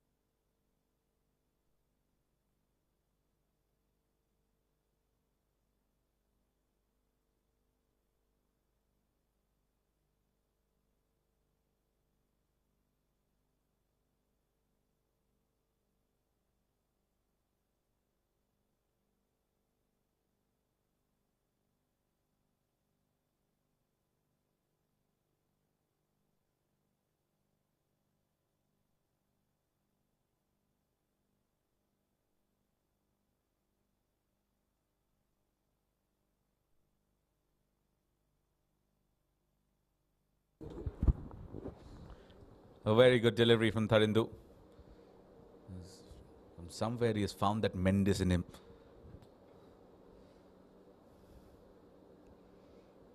I've seen him bowl some very good spells. I tell you, Tharindu Pereira, he usually is not in the preferred 11 of the 7 districts set up when he is playing for them.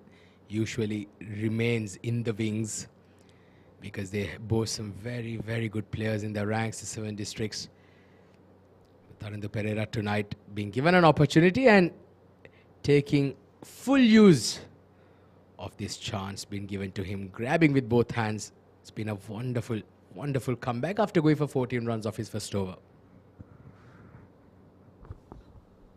It's time for the batters to unleash, utilize these last 10 deliveries, see how much they can get through.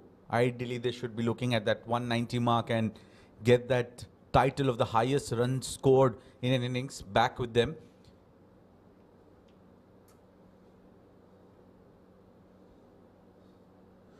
Off the back foot, punches it towards covers. And this is what happens when you throw your wickets away.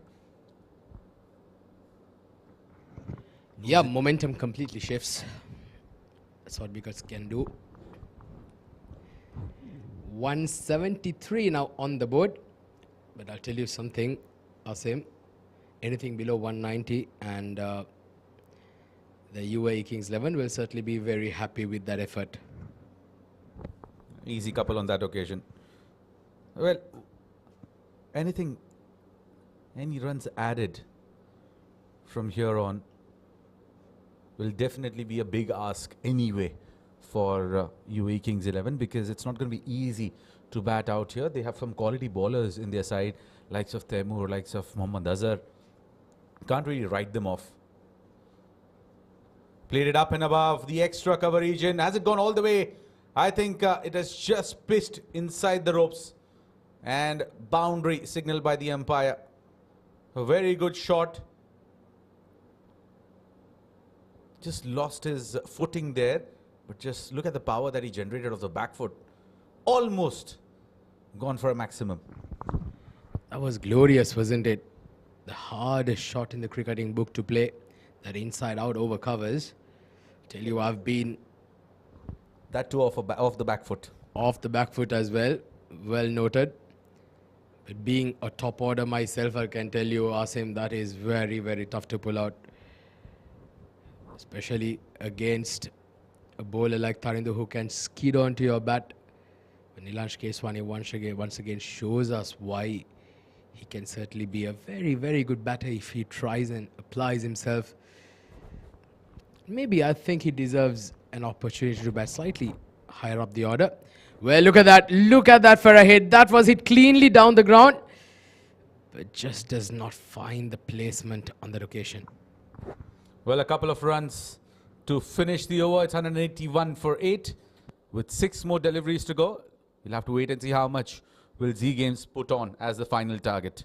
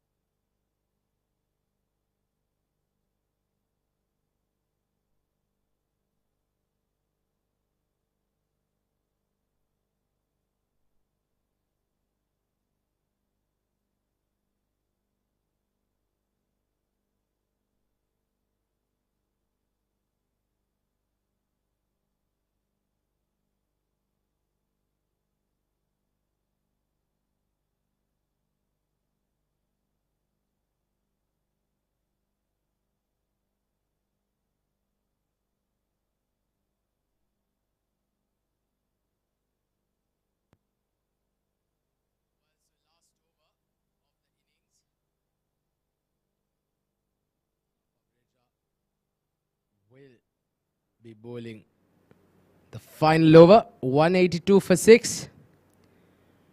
Can they get to that 190 mark and post the highest score of the tournament? Nevertheless, even in spite of them losing their way ever so slightly in the last 5 overs, still is a very, very good score here for the Z Game strikers.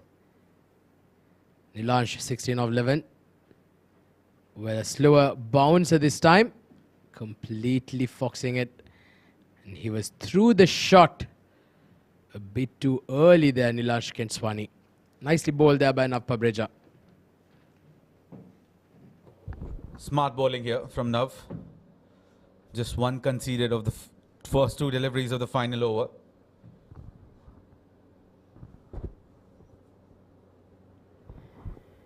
Crucial 4 deliveries coming up. Can they get another 8 runs to post the highest score of the tournament? Beautifully bowled. This is what you need. Oh, I think he's gone. He is gone. Great work by the wicket keeper. He was wearing... It's not easy to take the gloves off and then try and hit the stumps down. But this time he makes absolutely no mistake. Another one falls. 7th one down. Look at that. Throwing the stumps down with the gloves on can be extremely tough. But he does very well. Junaid. Usman Rahim departs for 5. 182 for 7.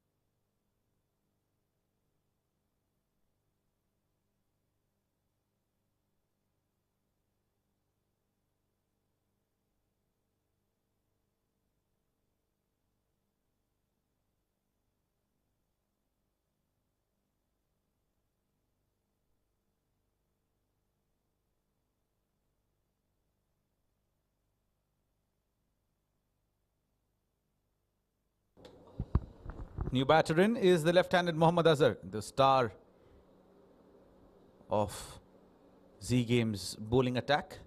Left-arm spinner, but he has a different role for the next 3 balls. Well, he can throw kitchen sink at it and definitely can tonk a few. Has the recognition. Plays one, slicing it towards the extra cover. Just a single coming through. What a brilliant last over here from Nav Pabreja. Just 2 runs of the first 4 balls. Well, especially the last 5 overs have been brilliant from the UAE Kings 11. They've kept things really tight. 6 wickets, in fact 4 wickets, I beg your pardon, falling in the last 20 runs, I beg your pardon. 2 more deliveries coming up. Mohammad Azhar certainly has a job to do with the ball. He was the best bowler in the recently concluded ICCA Arabian Cricket League.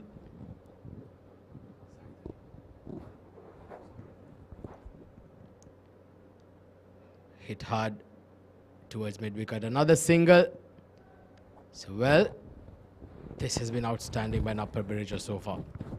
Well, absolutely brilliant. Just 3 runs of it.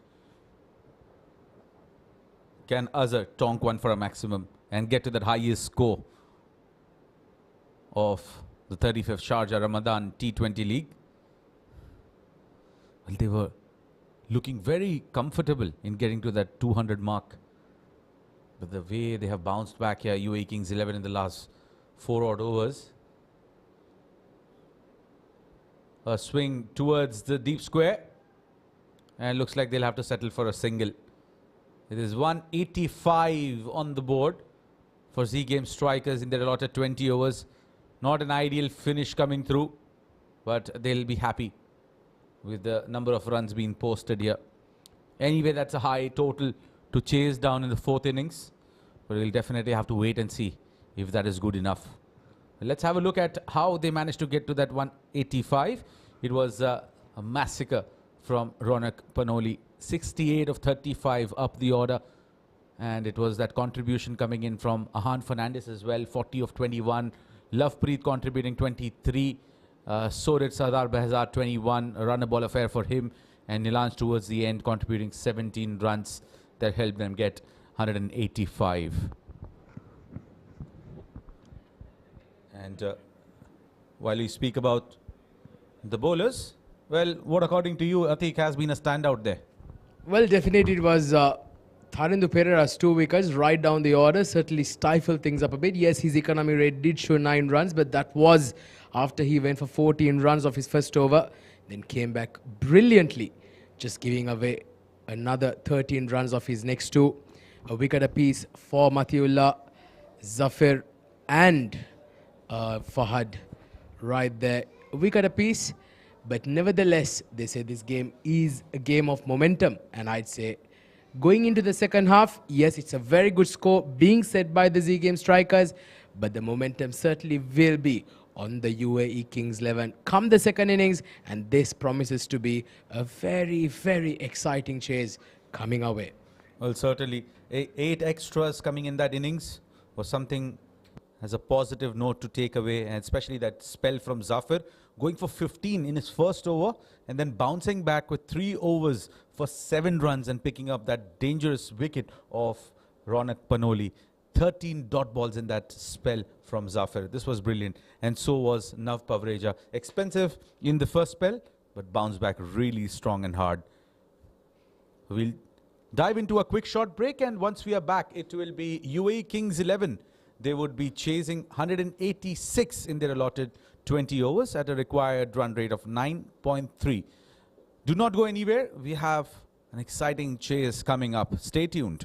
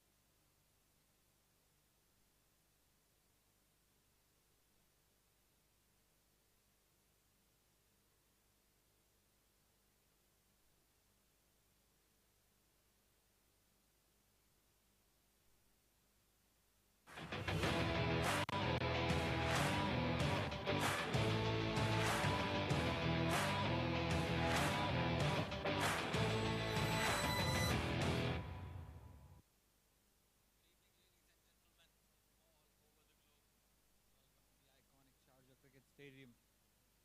This is Royal Phoenix Clinic presents 35th Sharjah Ramadan T20 League 2024. If you're just joining in,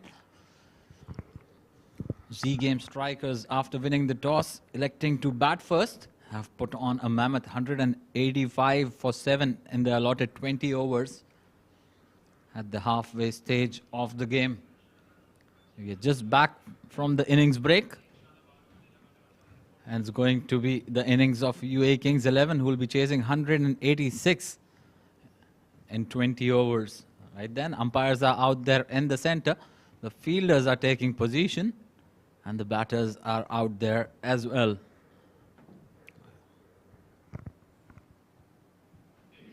To talk you through the next passage of play, I'm joined by my co-commentator, Atiq Nizam. Atiq, good evening. In fact, good morning, and welcome to the Combox. Well, good morning to you. It's 1:50 a.m. here in Dubai, in Sharjah, in fact. Dubai or Sharjah, it's the same time. And we're in for an exciting second innings coming your way. The Khalid Shah, the hard-hitting left-handed opening batter for the UAE Kings 11. Another international flavor, played in the T20 and the T10. Was concluded recently. Danish Qureshi with the new ball, who will be opening the proceedings here at the Sharjah Stadium for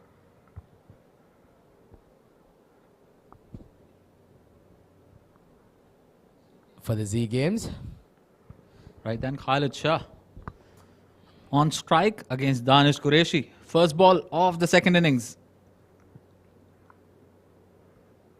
Oh, brilliant ball. Straight away on the mark. Danish Qureshi, a very experienced campaigner, swings the ball both ways, in and away from the batter. He's got that ability to do so, and he's very consistent in those areas, in the good length areas. And he's up against Khalid Shah, who's recently represented UAE at the international stage against Nepal.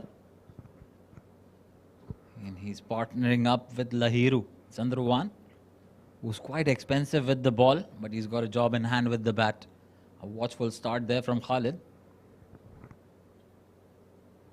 Shaping away from the batter on that occasion, just opening the face of the bat at the very last moment. Probably needed a second slip to come into play, and asking the slip Danish Qureshi to move a little wider. Yeah, well, I think rightly so, because he did be standing a bit too straight for my liking. And Khalid Shah playing that with soft hands, just getting that outside edge, gets a boundary towards deep third region. The UAE Kings 11 have opened up their account. Yes, like you've mentioned, Khalid Shah is being partnered by Lahiru Chandruwan. Good to see him bat up the order. He's a very clean hitter of the ball. Both batters promises to be an exciting period of play, especially this first 6 overs of the power play. Very, very crucial for the Kings 11. Well, yeah, they're chasing a big score, so they've got to start well. Kings 11, they don't have much time to look around. The first 3 deliveries, conceding just 5. In fact, a boundary coming in that deep third region. And watch out for Danish Qureshi, especially against the right-handers. He sets them up beautifully with those away-going deliveries, out-swingers, and then has the ability to bring one back into the right-hander. So Lahiru Chandruwan taking strike. Just outside off stump. Thought of it, of just putting the bat in, and last minute takes his bat out. Well, you see the captain, Shahrukh Amin, donning the wicket-keeping gloves there. Last match, it was Lovepreet Bajwa who's standing in the slips cordon, injured himself. So he's not going to be chancing those fingers anymore. And what a decision this is from the captain himself, to raise his hand and take that important job behind the stumps. Once again, a good delivery, shaping away from the right-hander. So he's bowled those two away swingers, and probably you can sense an in-swing coming your way. Well, he's a smart bowler, isn't he, Danish Qureshi? It's absolutely imperative that he starts quite well. But it's been so far a good one, just 5 runs coming off his first 5 balls. Batters usually like to take a couple of overs to get their eye in, get a pace at the pitch here at the Sharjah Stadium. Oh, beats that outside edge. Once again, another outswinger there by Danish Qureshi. A very good over to start up with, just 5 runs off that first. 5 for no loss, the Kings 11.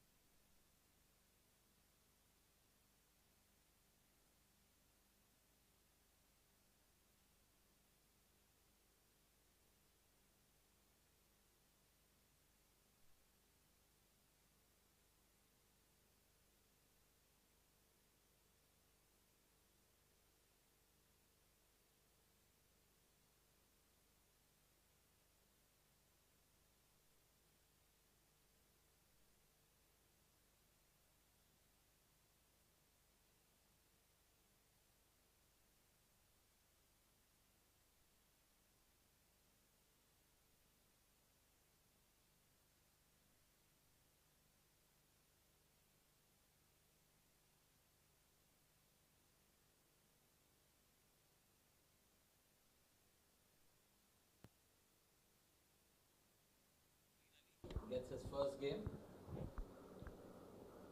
Likes to bring the ball back into the left-hander. He's got a very mean, slower delivery. Up against Khalid Shah, who's got to start. Plays it watchfully on that occasion. Right, he's got to be very spot on with his lines and lengths. Mubin is bowling to a short boundary on the leg side to Khalid Shah, who likes to go big through that region. Well, he can afford to take his time, isn't it, Khalid Shah? He's somebody who can certainly catch up with his strike rate. He's a very clean hitter of the ball. Usually likes to get going from ball 1. He's already faced 4 deliveries. Watch out for that huge heave over mid-wicket. So far, he's just decided to knock it around for singles. A good delivery that from Mubin, not allowing him to free up his arms, bowling it into his body, but very watchfully played for a single. One of these two batters, they've got to take the onus onto themselves to go big here. Chasing a very big total, require close to 10 and over. An ordinary over from them would certainly escalate the run rate over 10.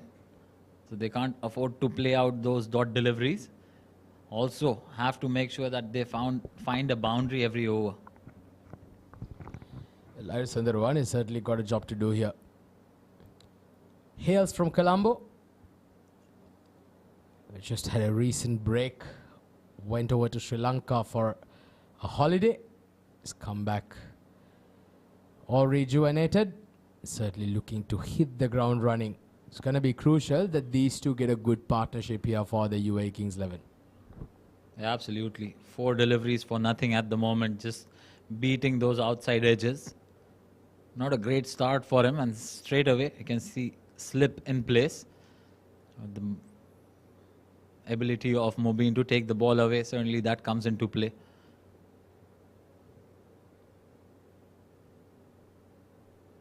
Oh, timed really well, but straight to the fielder who just lets it go past him, trickling away towards the boundary.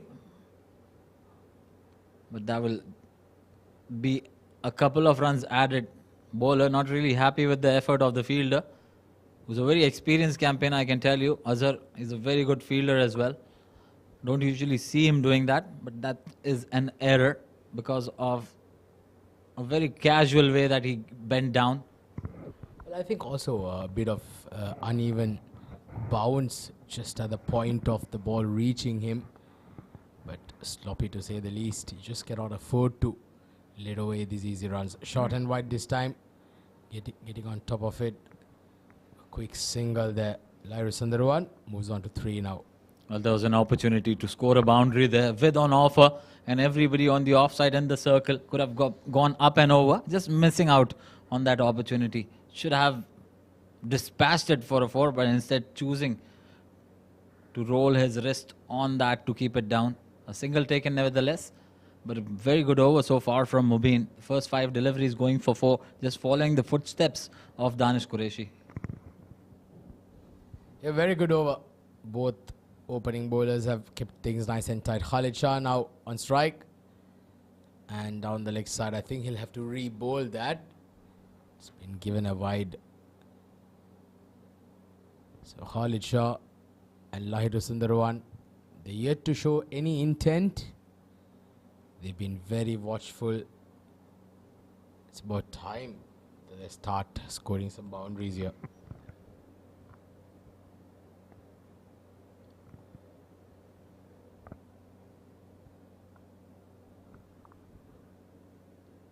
A fuller delivery, and he needs no second invitation.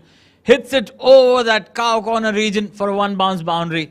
That was the start they really needed, and has come to them on the last delivery of the second over. Khalid Shah picks up another boundary. That's the second one of the innings for him. 2 overs done. Kings 11, 14 for none.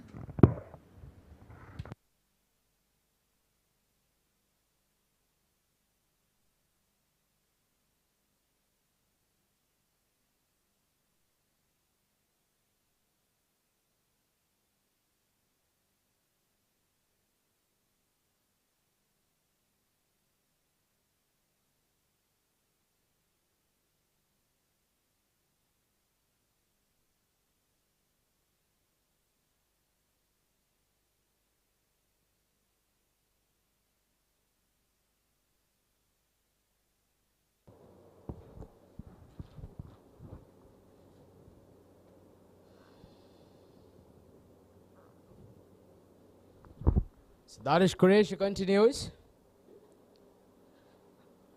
Once again, watchfully played.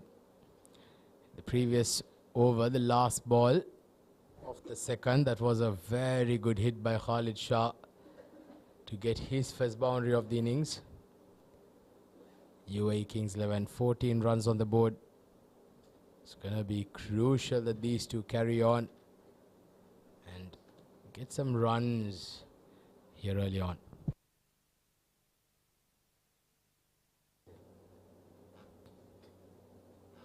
Lahiru, watch out for the one coming back into you. Once again, persisting with that channel outside off stump, 4th stump line. He set him up beautifully here for that in-swinger.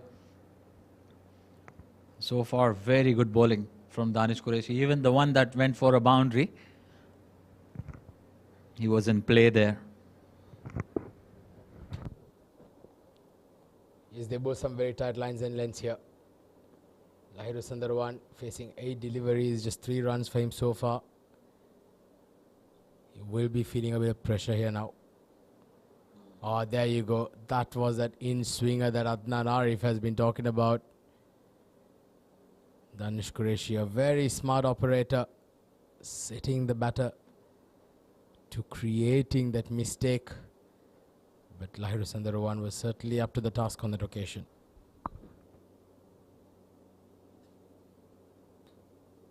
One of the few bowlers that has certainly caught my eye is Danish Qureshi.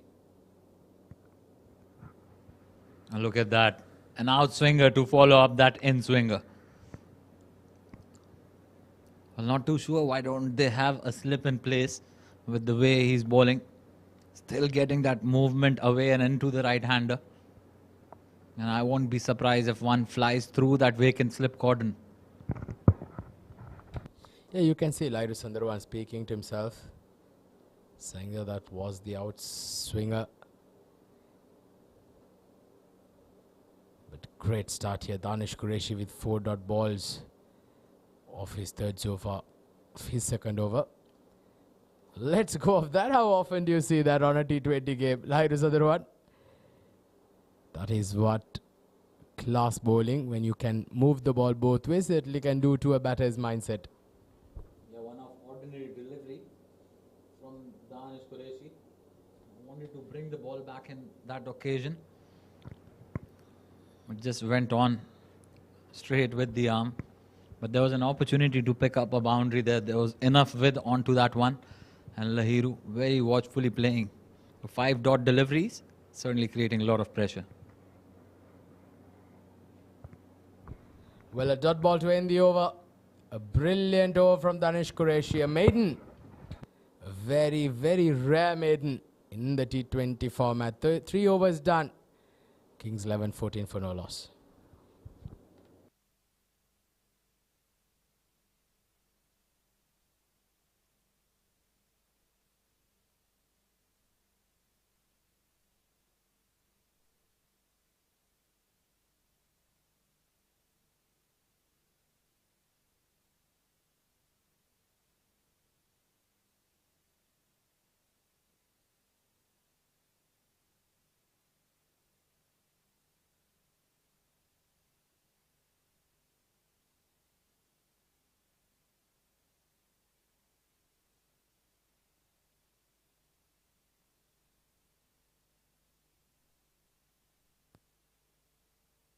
Right then, a lot of pressure building up.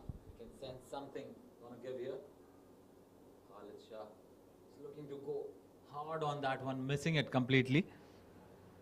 There was an opportunity once again, so that over maiden from Danish Qureshi, the previous one, is certainly creating a lot of pressure, and you can see the run rate now gone past 10.2 at the moment, and it will quickly go up to 11s and 12s if you are not going to capitalize in the power play. Well, they've been watchful so far, but don't be surprised if Khalid Shah takes on Mubin here. That's played beautifully, but straight to the fielder. At point, another dot delivery. Certainly causing pressure to get to them here. Yeah, that's a very risky shot. Mubin has the ability to bring the ball back into the left-hander, so he's got to be very, very careful, Khalid. I understand he's not getting the runs from the other end, but he's got to stick to his potential, his skills. Don't do something out of ordinary. You're playing well on the other end. 8 of 10. Wait for these deliveries. And that's very well struck by Khalid, using the pace of the bowler. And that width was the key there. Timed it to perfection. One bounce and over the ropes. Great shot. This one had a lot of room for Khalid Shah to free his arms. Just look at that. Easy pickings for a man of a caliber of Khalid Shah. All he had to do was clear the infield. Just a few bounces over the ropes. Great strike. They'll need a lot more of that. UAE Kings 11 now 18 on the board. And Khalid Shah is going to be the crucial cog in the wheel. Lahiru Sundarwan on the other end, who's struggled to get going. But mind you, he is also a very, very good batter. Once he gets going, he's an absolute pleasure to watch Lahiru. He's got to get going as quickly as possible here. Once again, hitting a bit too hard, losing shape there, Khalid Shah. That was in the slot for him.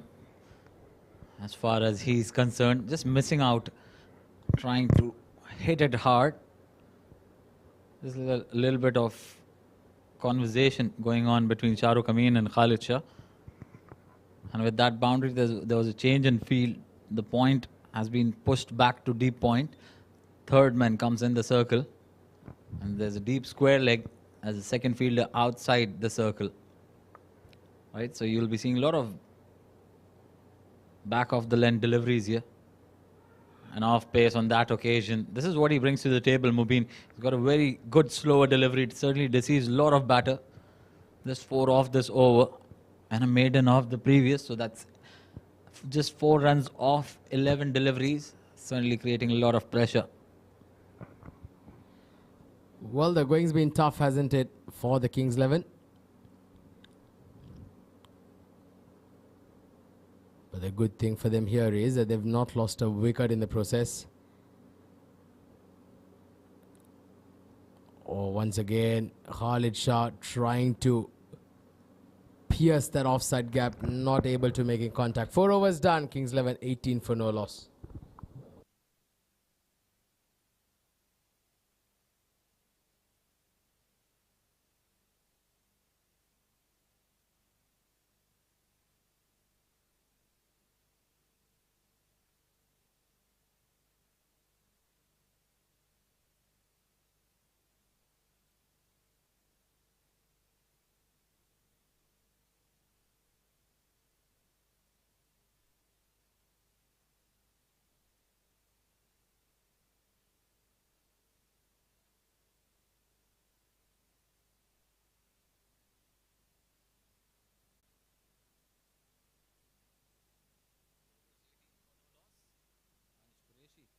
Bowling a maiden is continuing to bowl his third over.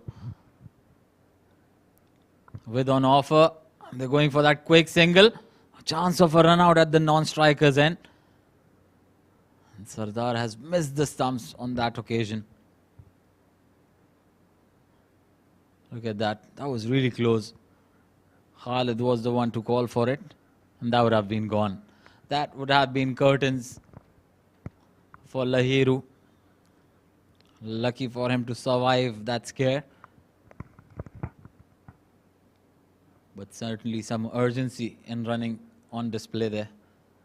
It's all got to do with the number of dot deliveries that they have played. 20 out of the 25 deliveries bowled in this innings, 17 of them have been dot deliveries. You can't afford to do that when you're chasing a big total of 186. The run rate is close to 11 now. Shot. Very well bowled. That was bowled with some steam into the surface. That came at a fair pace. Khalid Shah just got off guard on that occasion. Wanted to hoik it, but missed the line completely. Smart bowling from Danish Qureshi. He's got a deep square leg in place for that particular reason, for that bouncer. Don't want to be very predictable with the length.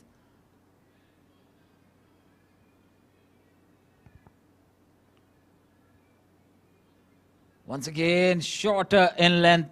Saw the batter coming down the wicket. Bowled it beautifully once again. The Danish Qureshi on top of his game here. Just not able to pick up wickets, but he's certainly creating a lot of pressure from this end. Have not allowed the UAE Kings 11 to get off to a good start at all here. The first 27 deliveries certainly belonging to Z Game strikers, though they haven't picked up the wickets, but they have made sure that they've kept a lid on the scoring run rate. Going for a big shot. And picks that up pretty cleanly. Khalid Shah, one bounce for. So we saw Khalid Shah hitting those boundaries after a few dot deliveries, but what's more important is he's got to find that single in between. That was a pretty decent strike as well. Read the length early, got in position, and just one bounce towards that big boundary on the leg side. Well, runs are finally starting to come here. Off Khalid Shah's bat especially. He's moved on to 18 now of 15 balls. 4 boundaries so far, and all 4 coming off Khalid Shah's bat. 163 now required of 92. Well, this is Kide. There's a fielder coming under it. Will he take it? It would require a brilliant effort, but unfortunately not able to hang on. And Khalid Shah survives to fight another day. Well, the mid-off coming in, I think it was better off Nilansh Keswani from cover to come underneath that. That was pace off and into the pitch. Look at that, where he ends up. Should have been the cover fielder who should have called for it, Nilansh Keswani, but instead Osman was the initial fielder to call for that catch, and rightfully so. Nilansh Keswani staying away from the ball, but in the end just making it too difficult for himself, Osman, on that occasion. Danish Qureshi gutted with that effort. Certainly deserved a wicket, and it would have been a big one. Well, that might be called a wide. And in fact, everybody is protesting to the umpire, and I think the umpire says that he's within the line. Not happy here, the fielding team. It's not about the line, it's about the height. They're calling it a no ball. He's already bowled few bouncers in this over. One that was already called one for the over. And now it is going to be a free hit. This was the second delivery bowled above shoulder height. Yeah, rightfully called by the leg umpire. That was going above shoulder. You are allowed to bowl one in the over, and I think Danish Qureshi already bowled that one for the over early on. Still suggesting that it was below the shoulder height. Right then, free hit.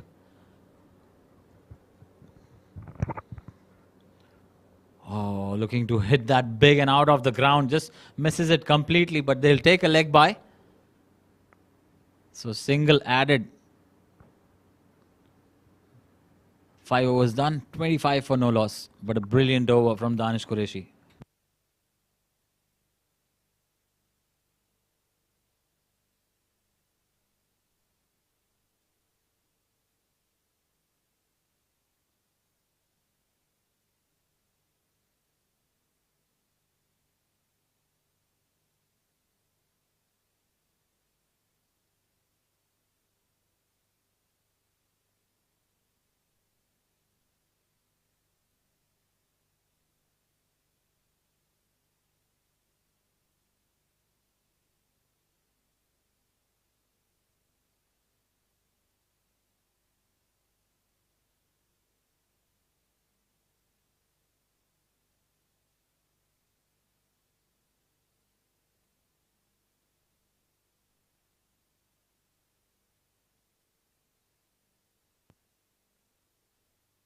Then Faisal Altaf, the new bowler for Z game, normally bowls at 6th over. We've seen that over the course of few matches. And whenever he's introduced in the attack, either he bowls a very economical over or he ends up picking up a wicket. So good move once again from Shahrukh Amin. He's held those 2 overs from Mubin for the back end of the innings, and rightfully so. He's got quite a few variations up his sleeve, Mubin. But a very interesting field for the left-hander. There's a square leg as well as deep square leg. Square leg in the circle, a deep square leg patrolling the boundary, and a deep point. So you'll be seeing a lot of back of the length stuff from Faisal Altaf. Starts off in the right channel. Well, last over of the power play, Khalid Shah will certainly look to taking on the bowling here. But it's been a fantastic first 5 overs. They're going at just 5 runs in over, which is not enough. The required rate has climbed close to 11 runs, just touching 11 runs now and over. It certainly can be an uphill task if they do not get going here. This power play over certainly belonging to the Z Games. Oh, this is absolutely launched. Has he got all the feet? Yes, he has. That's landed on the roof. Here at the Sharjah International Stadium, Khalid Shah, this is what he is known for. That's a magnificent hit. Banging in short to the left-hander with a short boundary. Not the right idea to be going with. Especially against Khalid Shah, who can be really harsh on the bowlers. He's picked up the length early, retained that shape, and executed that perfectly. Picks up his first maximum of the innings. Look at that. In his arc. There are different arcs of different batters. For Khalid Shah, it is that back of the length delivery. Bouncing on it very quickly. And with that 6, he'll be feeling really confident. Moves on to 24 of 20. And probably this can be the over that gets them that platform to go big. Well, I think we're waiting for a ball now to come here. The previous one has landed on the roof. We just got it back now. Khalid Shah is looking threatening now. 24 of 20. He scored the majority of the runs with Lahir Sundarwan on the other end, who's been starved of some strike in the last couple of overs. Faisal Altaf will be feeling a bit of pressure here now. Well, there's a mid-wicket in place now. The fielder has been moved towards mid-wicket from that deep square leg position. There's a point in play, still persisting with the same field. But I think he'll be bowling those cutters into the wicket. Faisal Altaf is very good at bowling those. Well, he is a pull this, where's he's got a gate that's hit the roof and ricocheted back onto the ground. That's another huge, humongous hit by Khalid Shah. Moves on to 30 now, taking Faisal Altaf on head on here. Well, not the right length to be bowling. How well has he connected that one? Once again getting into position very early and executing it perfectly. So back-to-back maximums for Khalid Shah. And look at that smile on his face. Quite happy with his performance there. But he's got to make it big for his team. Don't feel content at the moment. You've got the start you needed. Lahiru struggling from the other end. You've got to take it onto yourself, Khalid Shah. Convert this into a big one. Well, this is blasted through the offside. It's running away to the cover boundary. The fielder at deep point had to run across and he had absolutely no chance whatsoever. And another boundary here for Khalid Shah. This is a scintillating batting here from this champion. Well, just overcompensating on that occasion. Bowling it wide and once again falling into the hands of Khalid Shah. With on offer, very quick to pounce on that. 16 of the last 3 deliveries that he's played. He's certainly getting that move on. 34 of 22 now. Dug in short and pace off. This is what Faisal Altaf does. I thought the second delivery after conceding the first 6, he would be bowling that. Look at that. That was the first 6. Beautifully executed. And that was even better. Skied it up. It had a lot of air miles on it. And then a boundary. Placement was the key there. 16 of the first 5 deliveries. The last over of the power play going for 16 here. Well, he goes down the ground. He's not timed. There's a fielder coming under, but it just evades him.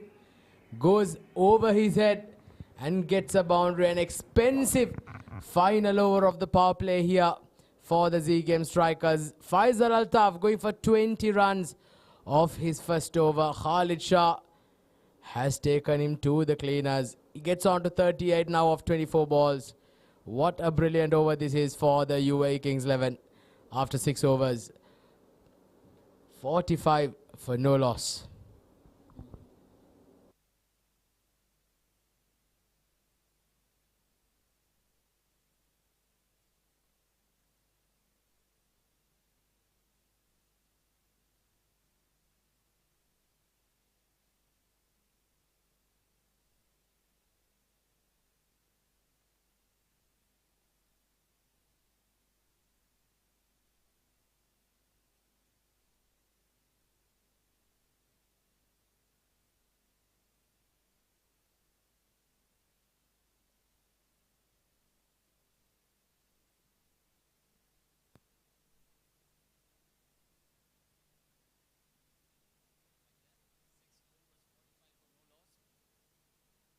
Second change for Z Game is going to be Azhar, who's greeted with a boundary there. Lahiru, who was struggling in the power play, gets a gift under the bat and he's dispatched it for a boundary. First boundary for him. Well, that would give him some confidence, isn't it? He's also been starved of some strike in the last couple of overs, but this one was in the slot. He had to get to the pitch of the ball and he does that to perfection by placing it perfectly into the gap. Moves on to 8 now of 14 balls. Lairu Sandarwat. Nicely played there on that occasion. Played off the back foot. A quick single. Gets to the non-strikers then. And the Kings 11 get to a 50. 50 for no loss in 6.2 overs. Now, the score is looking a lot better here, Adnan. The 20 of that last over has certainly given them that belief. And you can see that run rate coming down under 10 now. Was at 11 and a halves. Certainly, Khalid Shah turning the heat on out there in the center. In the last over of the power play, very harsh on Faisal Altaf. Very well bowled. He's a very smart operator. Azhar mixes up the pace very well. Length. Bowls according to the batter. He was in two minds there. Khalid Shah whether to come on the front foot or on the back. Finally caught in the middle. This is just knocked off the pads for a single towards the short square region. Lahiru Sundaruwa now back on strike. Well, smart batting from Khalid Shah. Realizes that he's got a big boundary on the leg side to clear. Brings Lahiru back on strike. They already got that boundary they wanted. Keep doing this. Every over find the boundary. Don't take too many risks. Sliding down the leg. That was an arm delivery. Not targeted right by Azhar. You don't see that much often from him. He's a very accurate bowler. A very experienced campaigner. One of the best left arm spinners going around in the circuit.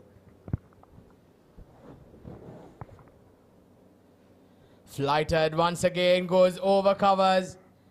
But the fielder this time at the sweeper cover been positioned slightly straighter. Oh, that wild throw very nearly resulting in an extra run. No damage is done. But this over once again has been a good one here for the Kings 11. 8 runs coming of it. Still one more delivery to go in the over. Well, we've seen a lot of batters slipping while running, especially at the crease. And it's all got to do with running on the grass. You've got to use the pitch. Darted in, but again misdirected. Will be called a wide. Khalid Shah is asking for that no ball probably from the umpire. Well, you can't be questioning Imran Munir. Is a very good umpire. Look at that. Very close to it, but spot on with the decision. Yes, certainly dodged a bullet there. Azhar just knocked around towards the square leg for a single to end the 7th over. So 10 runs coming off Azhar's first, 55 for no loss after 7.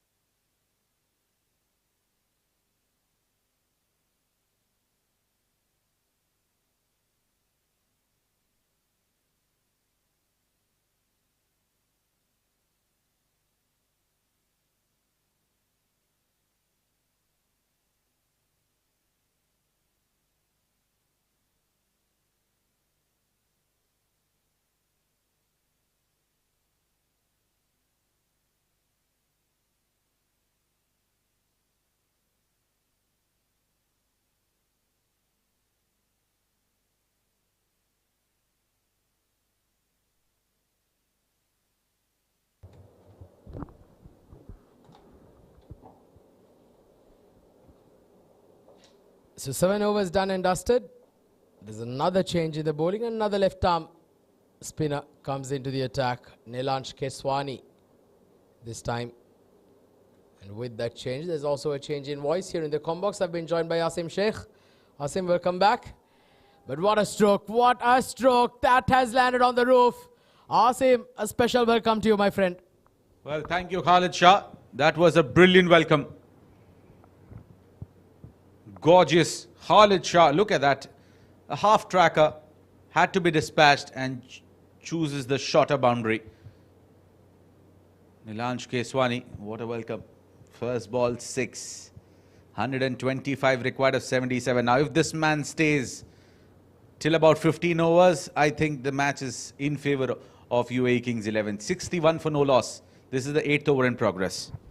Well, I'd say right now, Kings 11 would very much fancy their chances with 10 wickets in hand. But just look at that for a stroke. Goodness gracious, the second ball that he's lost tonight. Khalid Shah is proving to be very, very expensive here. He's gone for 46 now. He's scored 46 now over 28 balls. 61 on the board now without losing a wicket. Well, one thing that is going to pinch UAE Kings 11 is the amount of deliveries that Lahiro has eaten up in the power play overs. 16 of them, which is close to the 3-over mark. And that's really going to haunt them for one reason, is the fact that they could be utilized in a better way. They could have easily been about 70-75 from at what they are at the moment. Nonetheless, it's not over. Lot left in this game. Oh, full toss delivery, given respect by Khalid Shah. You don't see that sort of a respect coming through on a full toss delivery, the likes of Khalid. Yeah, very lucky, Nilansh Keswani on the occasion, getting away with a single of a full toss, especially against Khalid Shah. But just look at him, he's just sped to 47 now. Lairu Sundarwan did score a boundary in the previous over.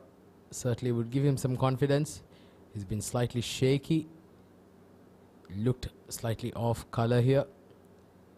But he's a very, very good batter and he'll certainly want to make this long stay count now. Just played down to long off a single on that occasion.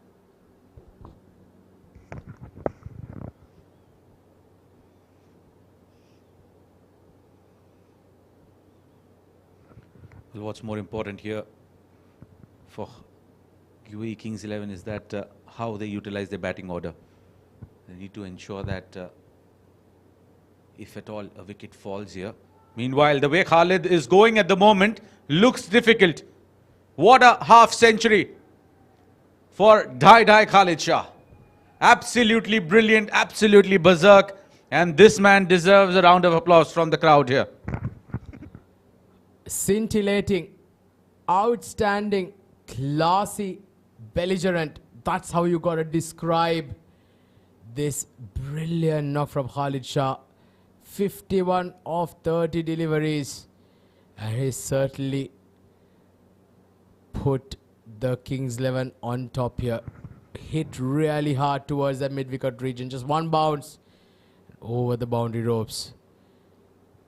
Nilansh Keswani will be feeling a bit of pressure here now. 7 boundaries and 3 sixes in that innings. 170 strike rate. Starting off very slow there, Khalid Shah. But he's caught up to it brilliantly so far. Well, certainly has caught up well. 15 dot balls. And that 51 out of the 30 deliveries that he has faced. That speaks volumes as to how he can cover it up. And Nilansh Keswani has been taken for runs here. 6 of the very first ball, followed by a single, and then a boundary. Now, he's a champion bowler, mind you. He'll definitely not let it go easy. He's going to bounce back for sure.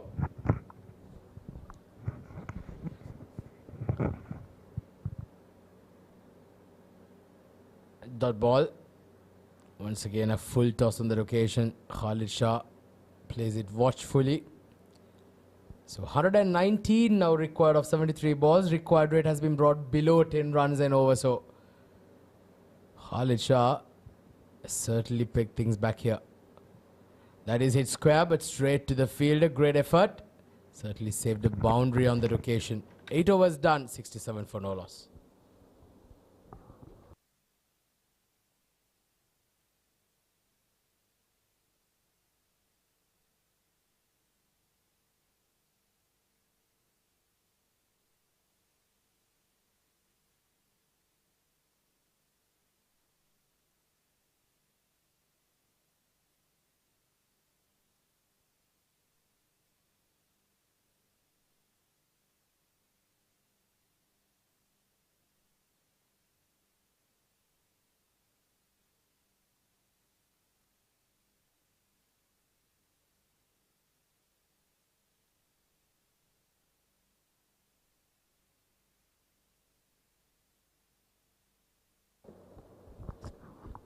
So 67 for no loss.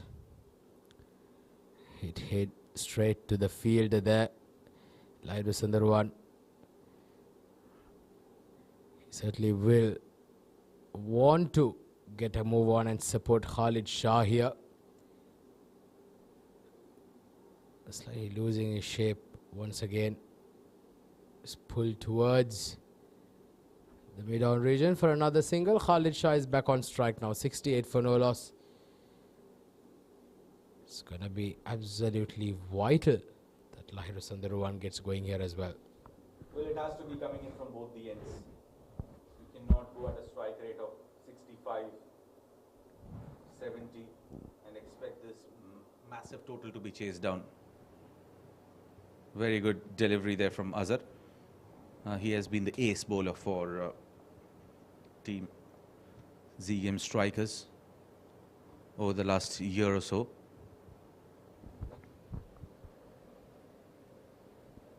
Well, hesitation in the mind of Khalid Shah whether to go after it, but mind you, he's bowling at a bigger boundary for Khalid, and this is what the major difference is between UAE Kings 11 and Z Game Strikers, as they have chosen the right set of bowlers to be bowling from the right end. Well, yeah, we did see some mess-ups there previously from the Kings 11 as far as their bowling and fielding positions are concerned. The process going for 182, but now Khalid Shah has certainly put them in a good comfortable position, I'd say. Still a lot of work to do. Certainly. Well, easy single coming through. These are those minor changes in your decision making that makes a difference of at least 25-30 runs, and this is what they would be finding hard to cover up here. 71 for no loss. Mind you, the match is still on after 9 overs.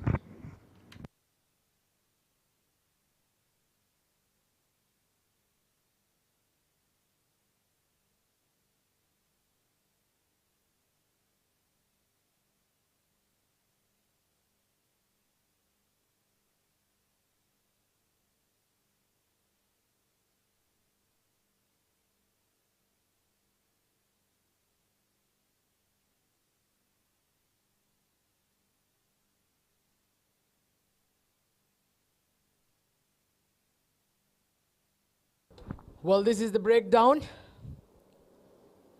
of the scoring by the Kings 11. The first 30 getting 32 balls, and the second 30 coming in triple quick time. 11 deliveries for the second 30, all thanks to some belligerent hitting by Khalid Shah. New bowler into the attack, Sardar Bazad. Played a good knock with the bat. He's got a job to do now with the ball. Can he get a breakthrough?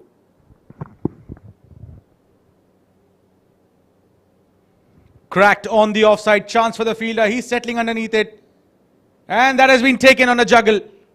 Excellent catch there from Faisal Altaf. He was determined to get underneath it and hold on to it. There was a fumble, but didn't cost too much. Was away from his reach, trying to hit it big. It's a big boundary, mind you, and taken on the second attempt. Very determined and had his eye on the ball.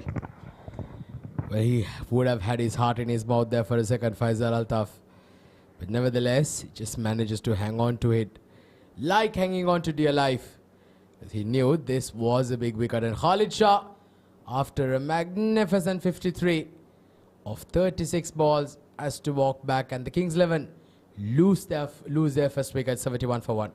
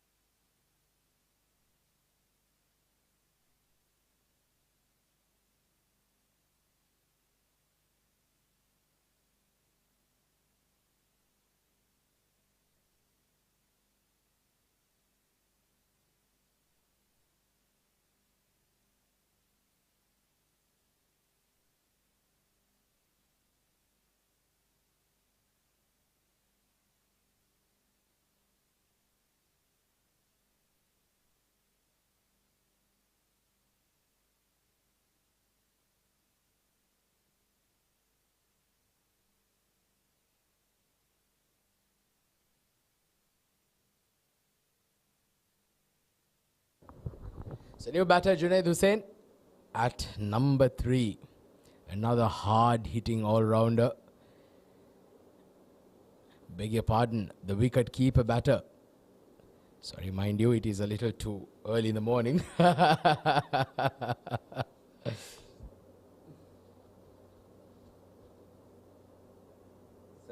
for 1. 10th over in progress. Sardar Behzad giving the breakthrough. Nicely bowled and punched down the ground for a single. Now, Lahiru has to step up. He's faced 20 deliveries for his 13.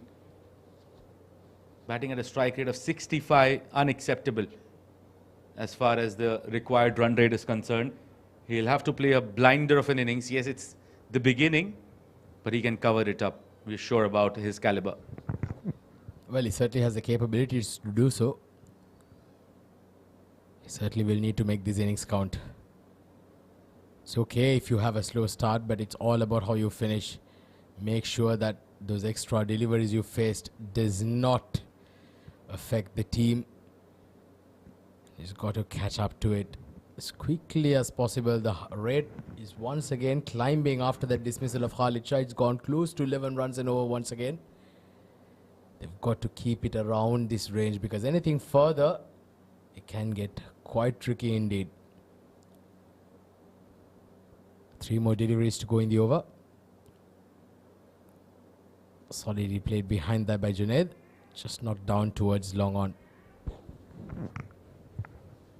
The smart change coming in from the skipper, Shahrukh. I mean, Sardar Behzad, I'm not sure when was he utilized last. When did he roll his arms over? But he has the knack of picking up wickets. Not express pace, but he knows a thing or two about maintaining his line. Short and wide this time, played towards the sweeper cover once again. So Lahiru Sandharuwan certainly seems to be struggling to get going on that occasion. They were thinking of stealing another single, but the wicket keeper does well there. No damage is done there further. Well, you have seen Lahiru come as 1 down, 2 down, then number 3, number 4. Would have loved to see an Abdullah Azhar coming in opening the innings, because they had nothing to lose. They had a big target to chase down. They had to have a massive start in order to pose a threat to the opposition. It was a one-end threat, which they got rid of in the name of Khalid Shah. We'll have to wait and see how things go. At the halfway mark, UAE Kings 11, they are 76 for 1.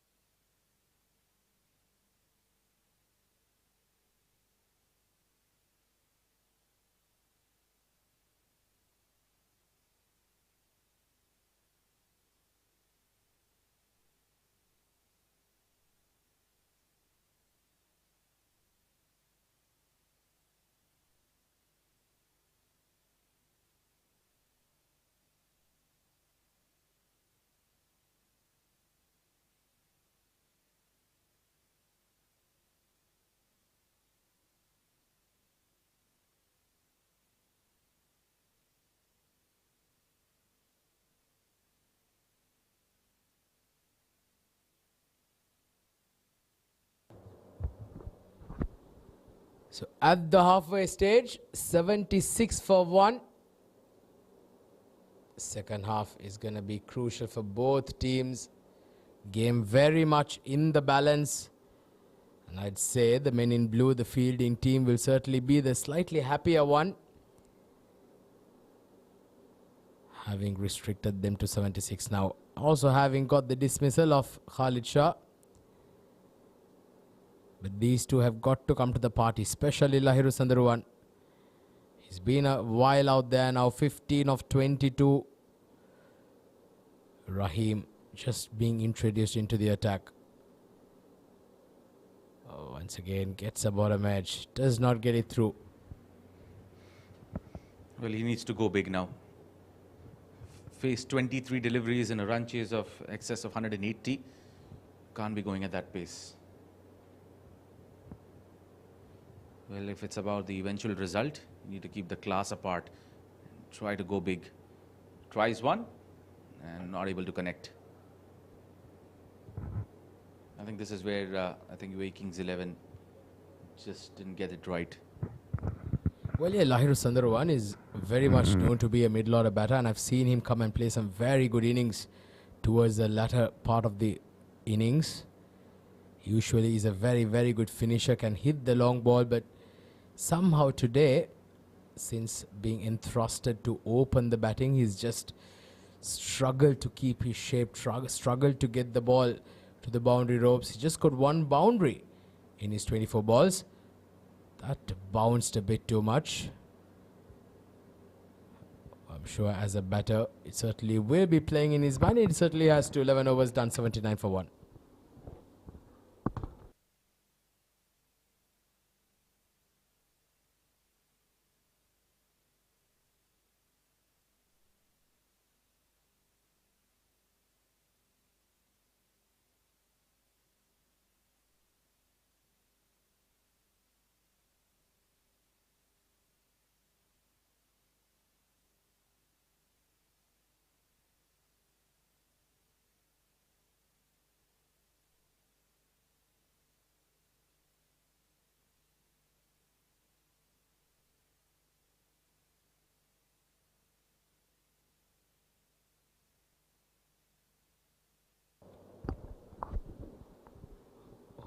Well, so here we go. 12th over now in progress, and Nilesh Keswani continues his second over. Short and wide this time. So it's been a trial of spin from both ends from the Z games. Kings 11, 80 for 1 in 11.1 overs. The rate required has now touched 12 runs an over. That's how fast the context of the game can change when you do not get boundaries. Comes down the track, and a stumping opportunity has been missed. Lahiru Sundarwan survives. So far having a horrid stay out there, but this one he'll thank his stars for missing out. Is that a blessing in disguise here for Z Game strikers? Well, so far the way Lahiru's batting, it certainly seems to be maybe an intentional miss. I doubt that came in quickly. And Shahrukh, he hasn't kept wickets since a while now. So, acceptable there. Not even a part-time. You look at his stance, you can make it out. Played it in the gap towards wide of that mid-off area, long off rather. And they managed to come back for the second run there.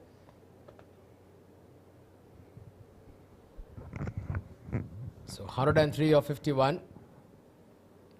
Lahiru Sundarwan has been struggling out there big time. He's got to go big now. Now is the time.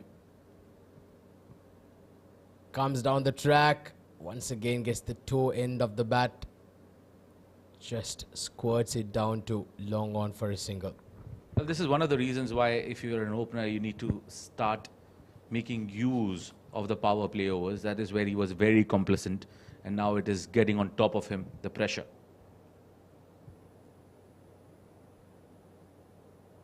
Again, playing it towards the covers, a single. Singles won't help UAE Kings 11. They need to strike boundaries. The required run rate already above 12 and over.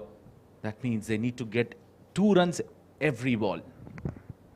Absolutely, and anything less than that can certainly keep shooting up that required rate. They've got to start going big now. This is swept hard once again. Lahiru Sundarwan struggling to find the boundary. It's been a horrid stay for him so far. Sometimes you certainly would wish that you'd get one out of the middle of the bat. So 12 overs done. Kings 11, 86 for 1.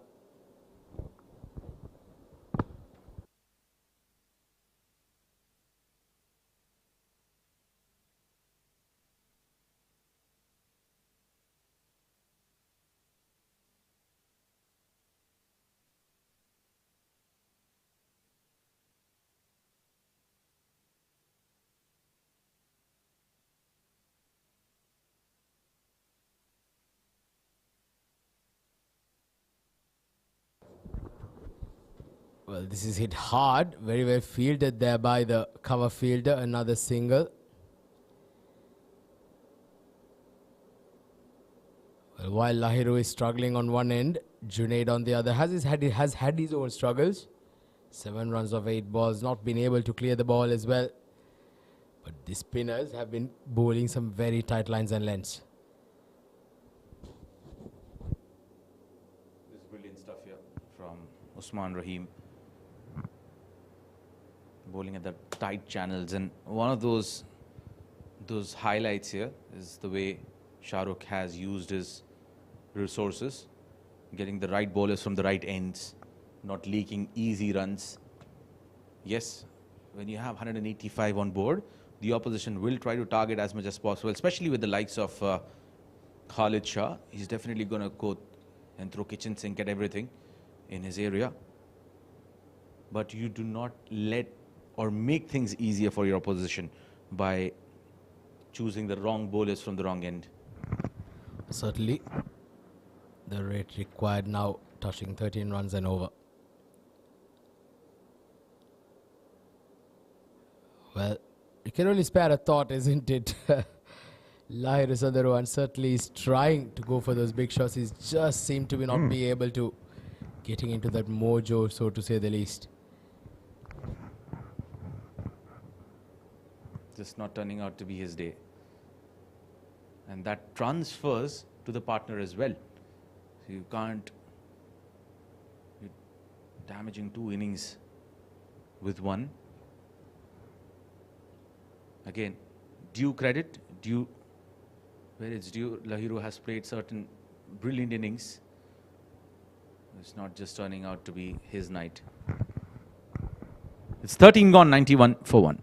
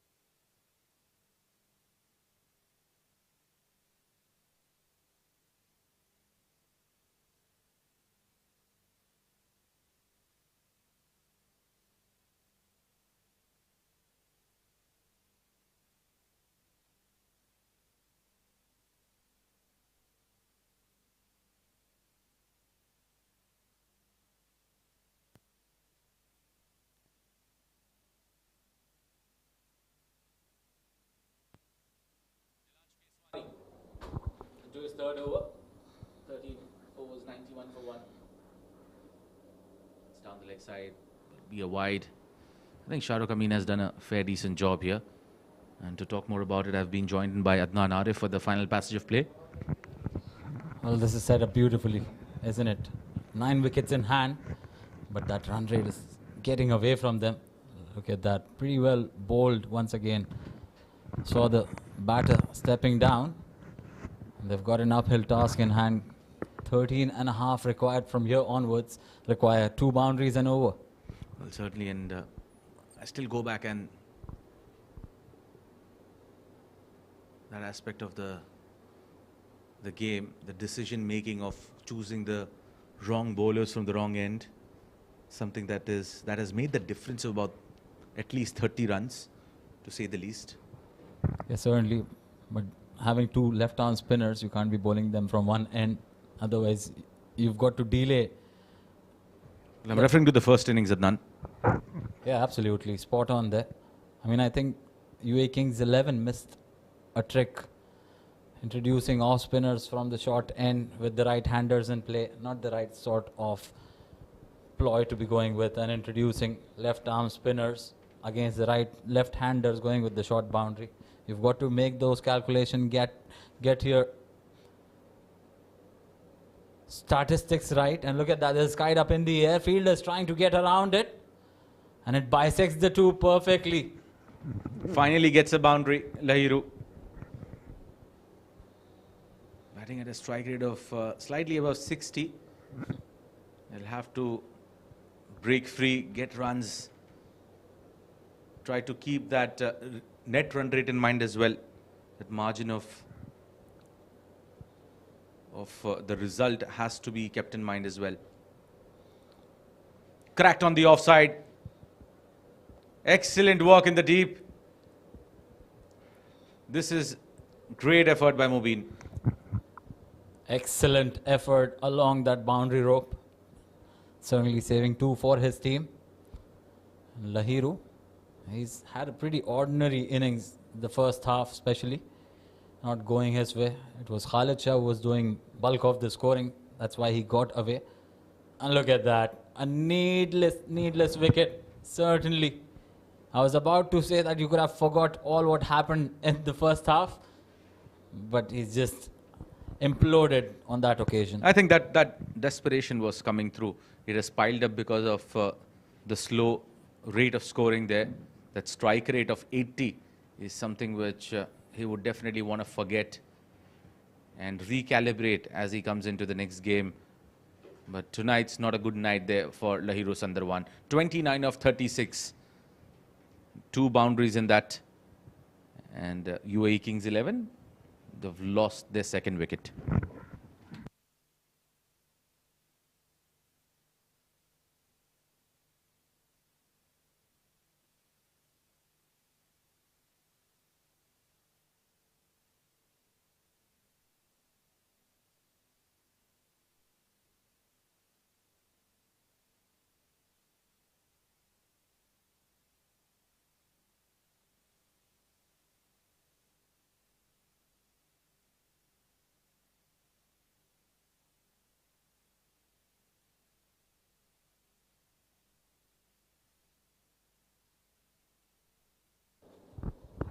Well, in last case, Wani picking up his first wicket of the match might be feeling really relieved there, especially conceding 29 of his 3.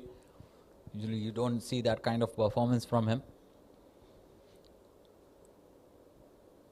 There's going to be a bowling change. Ronak Panoli, who did majority of the scoring in the first innings for Z Games, has been introduced. Good time for him to pick up a wicket or 2 here. The man who damaged their morale in the first innings has been given a ball to worsen it. 6 overs 85 required.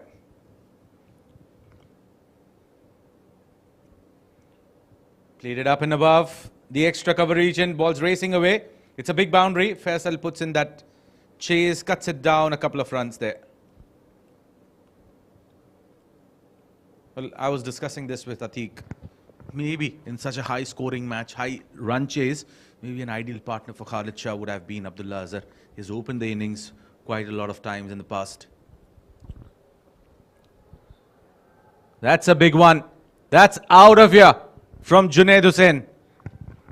We'll come back to that conversation, but what a great shot this is from Junaid. Certainly, this is what he required at this stage. Moves on to 19, and look at that. A bit of a shimmy down the wicket. Takes it, converts it into a half volley, and the right area to be going with the spin against the left arm spinner. Long off, picks a maximum. Ronak getting the taste of his own medicine. 8 and 2 deliveries, and they need at least a boundary in a 6 every over. Cut away, straight to the cover point region. Will just be a single on that one, and that'll bring Abdullah Azhar on strike. Well, answering your question about complementing Khalid Shah in that opening slot, Abdullah Azhar definitely, or Junaid, who's also a very good batter at the top of the order. But again, it's a new team. They're still understanding the potentials of the players. And I think Abdullah Azhar is better off opening, as you rightly said. Well, he loves to make use of the inner circle, especially when you get him with a new ball. He can help you get that shine away pretty early, the way Khalid Shah does. And play those aerial shots. Meanwhile, that has been placed in the gap. That will be a boundary. They needed that boundary to keep that required run rate in check. Brilliant batting here from Junaid. He moves on to 24 of 17. Just that par with that boundary. 14 is what they have managed in the first 5 deliveries, and 14 is what they require every over from here onwards. That's been creamed on the offside of the back foot. 15 coming off it. 1 run ahead of that required run rate. It's 116 for 2 after 15.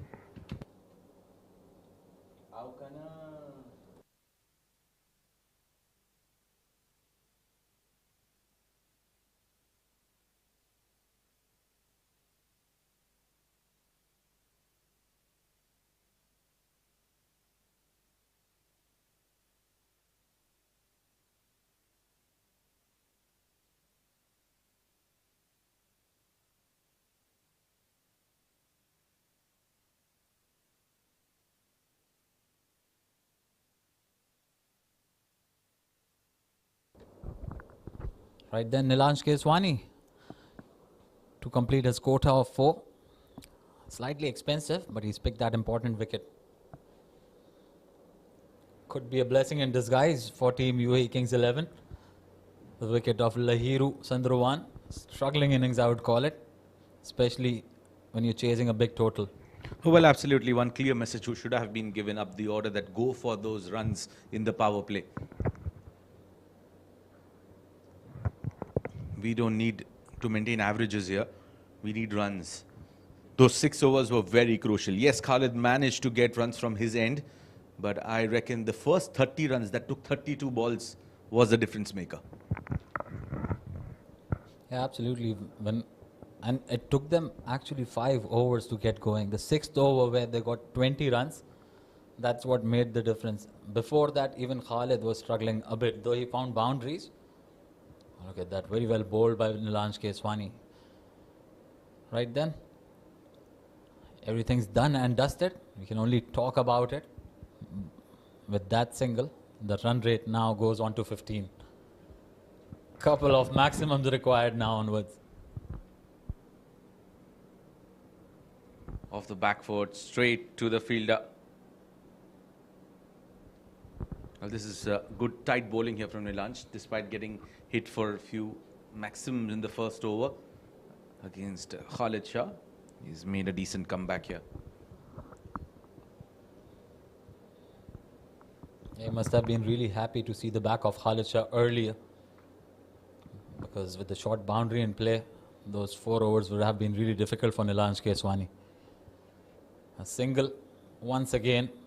So he's not allowing the batters to get underneath that. With every single, look at the required run rate shooting up, getting closer to that 16 and over mark. That's going to happen. It's going to haunt them. Certain decisions are definitely going to haunt them.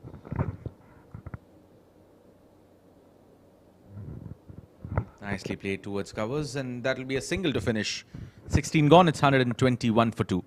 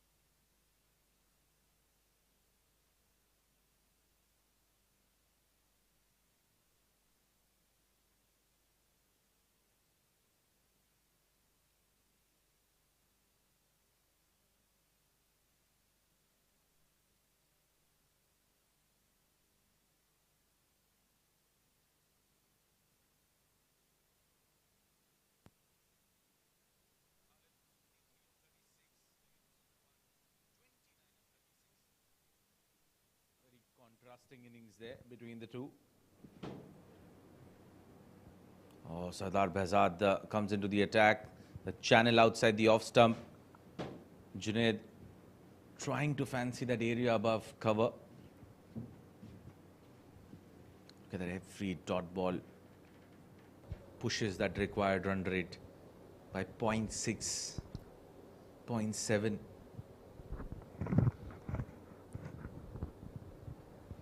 Shahrukh Amin has managed his bowlers pretty well. Oh, what a shot.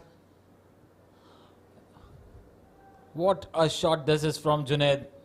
He seems to be the man in form. Should have come up early into the innings. Look at that. In the slot, got into the position. And how soothing to the eyes these shots are. Well, absolutely. You just stand and deliver. He was looking out for that similar sort of a shot in the previous delivery. Slightly on the good length channel.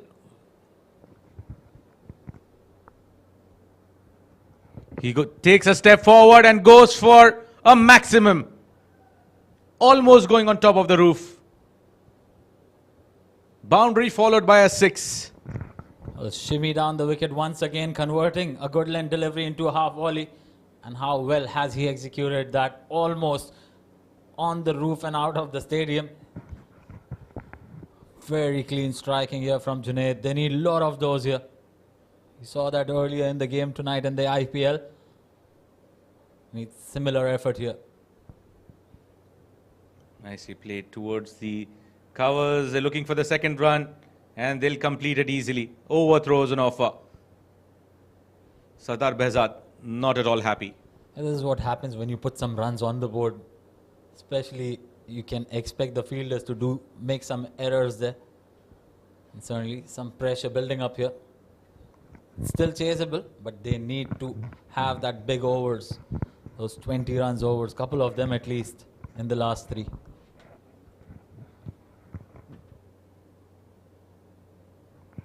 Oh, cramping him for room on that occasion. Slightly nipping after pitching. Movement off the deck, disturbing the flow of Junaid Hussain. Had to hold on to his shot there. Hitting the upper part of the bat, the sticker. Yeah, that's very well bowled. And that assistance from the pitch also helping the bowler. Because Junaid was once again looking to go big. They need a boundary. They need a boundary from somewhere. 13 of this over so far. Top edge. Lovepreet putting in that chase. And he'll cover it up. They managed to come back for the second. It's 15 runs off the over there. 18 balls, 50 required. Do we have some more drama? We saw some exciting battle from Sajjad Malok last night. We'll have to wait and see. Do we have a similar one here with Junaid and Abdullah Azhar out there?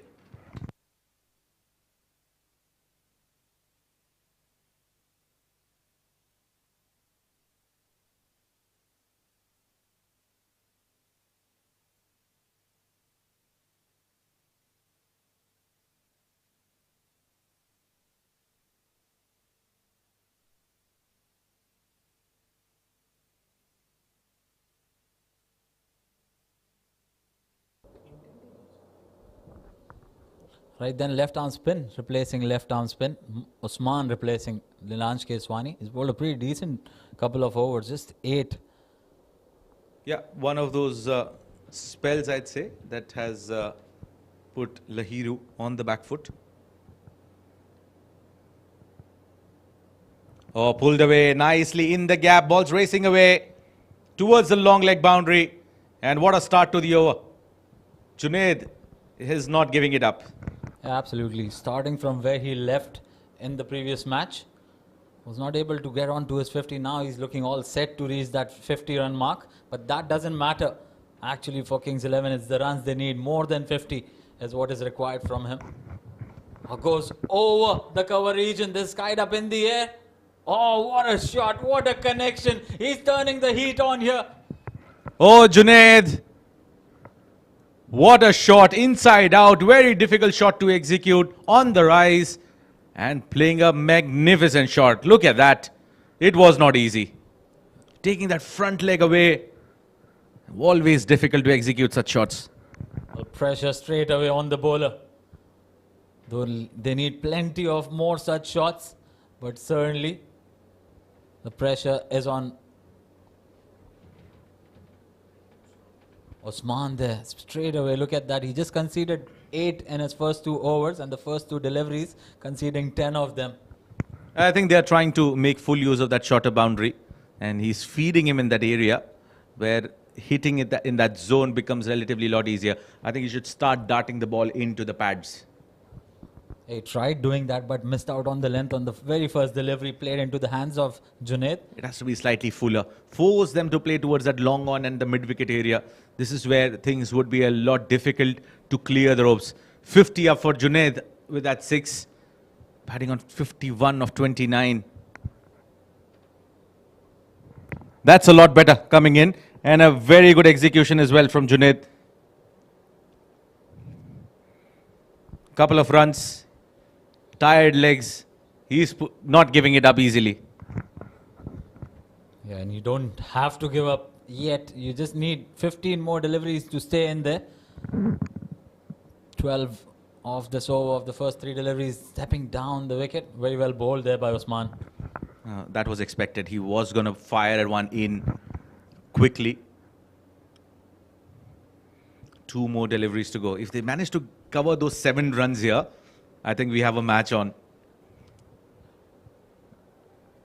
And looks like he's got one boundary there. Poor delivery, half tracker on the pads. And Abdullah Azhar has deposited one for a boundary. Well, this man has a lot of extra time to execute that shot. He's certainly gifted with that.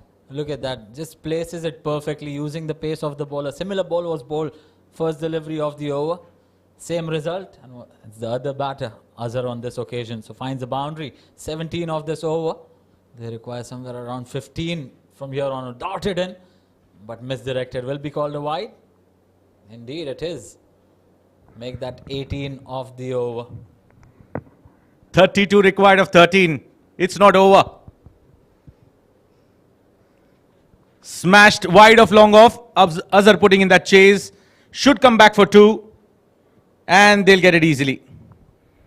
So it's 30 left of the last 2. They've brought the deficit down. 20 runs coming of that over. It's not over. 30 required.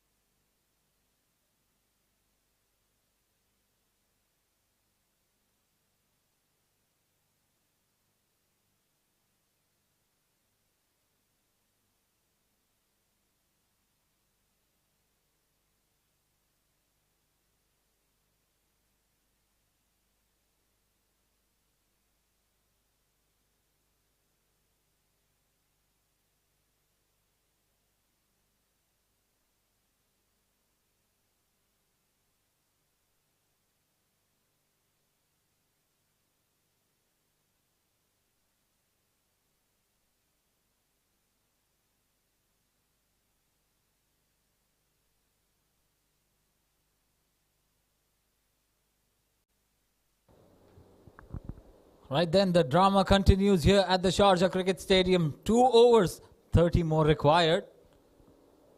And what a performance this has been from Junaid. Just completing his 50 in the previous over.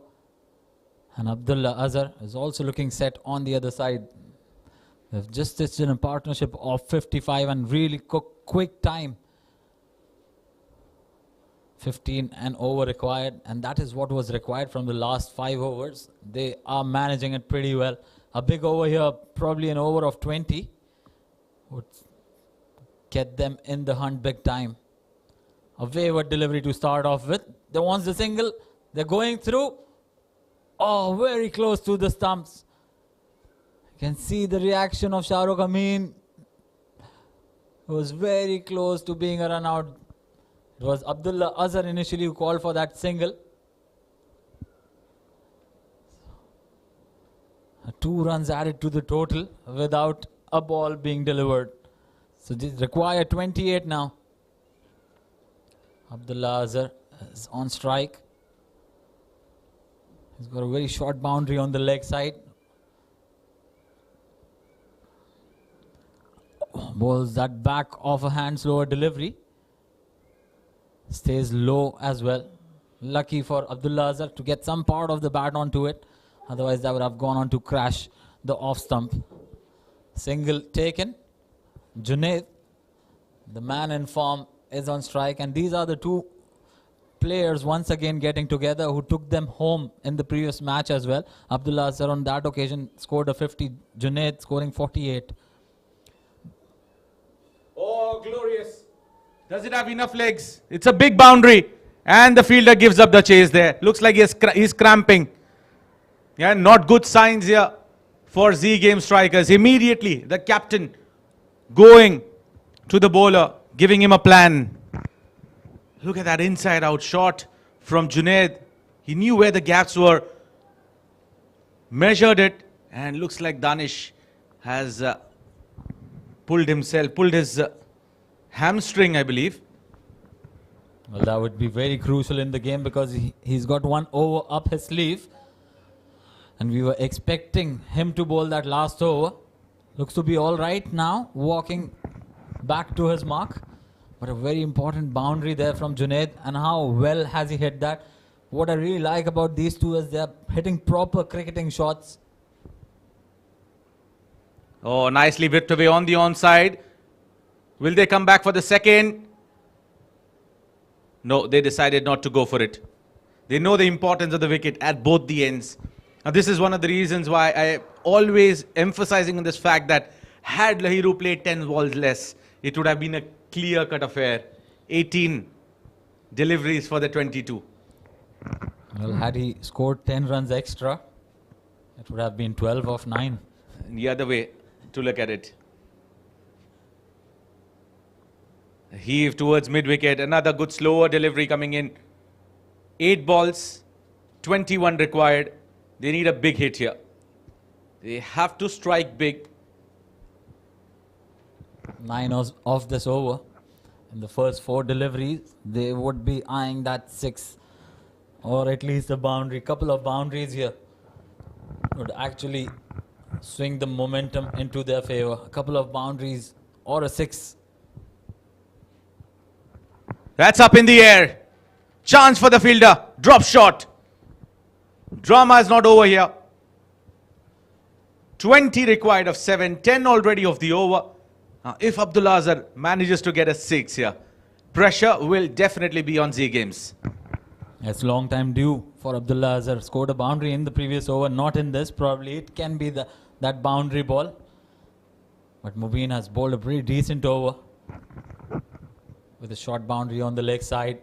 Deceived with the pace off on that occasion. Manages to get some part of the bat. Gets a single. So it's going down to the last over. 19 required of the last 6. Kings 11, 167 for 2.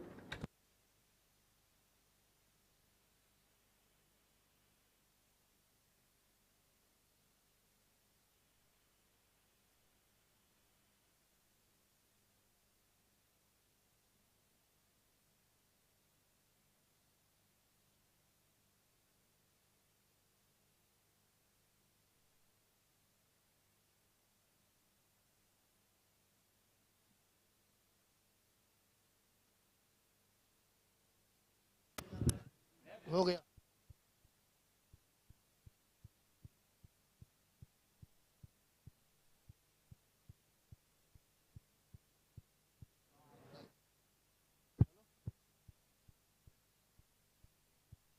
Hello hello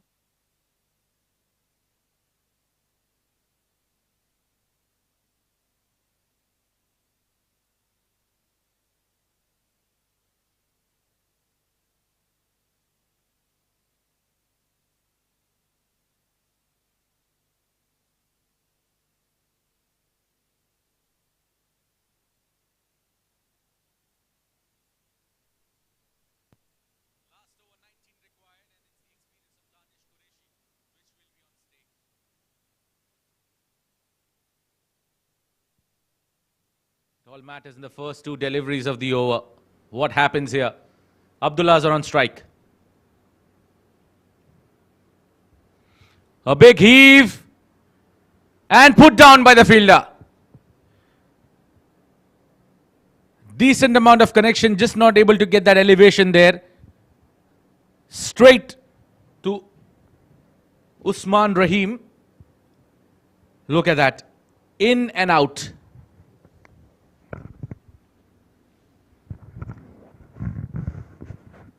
.168 for 2. 5 balls, 18 required.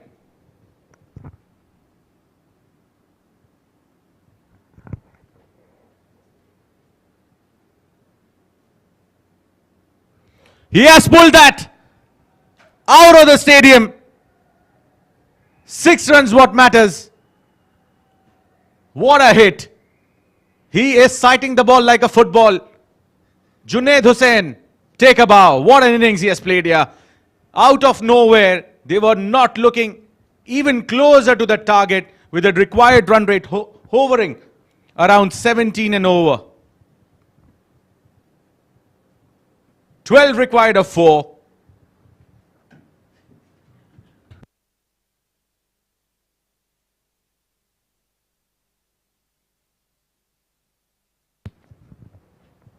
Drama continues at the Sharjah Stadium. This ground is known for writing history. Can Junaid write one for UAE Kings 11? If he does, he almost sees his team through to the next round. What a game of cricket. If and only if we can change a few things, an additional few runs coming in the power play would have made that difference. But what a knock. Undoubtedly one of the finest knocks here. 66 of 33 in a pressure situation, and this man has stood tall. 12 required of 4. Oh, slower delivery. And he has completely missed it. It was a full toss. And he had absolutely no clue what happened there. In fact, it was a slider. Oh, completely missed it there, Junaid.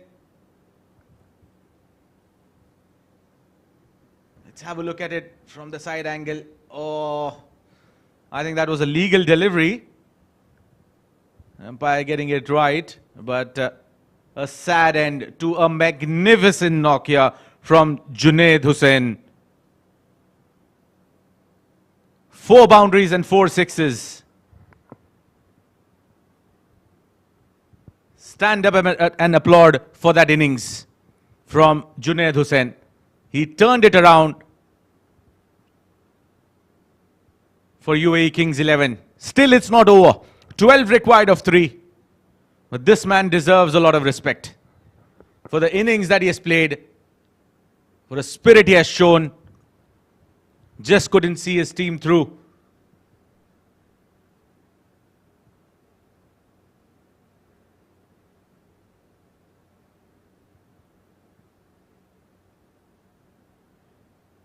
New batter in Fahad Nawaz, former UAE. He knows a thing or two about hitting boundaries and sixes. Carves that one on the offside. And will just get a single on that one. So 2 balls, 11 required. They have to hit a 6 here.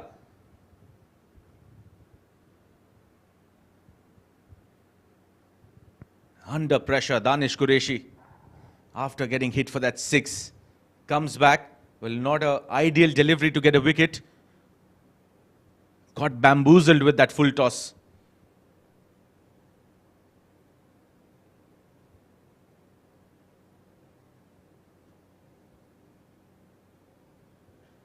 Carves that on the offside.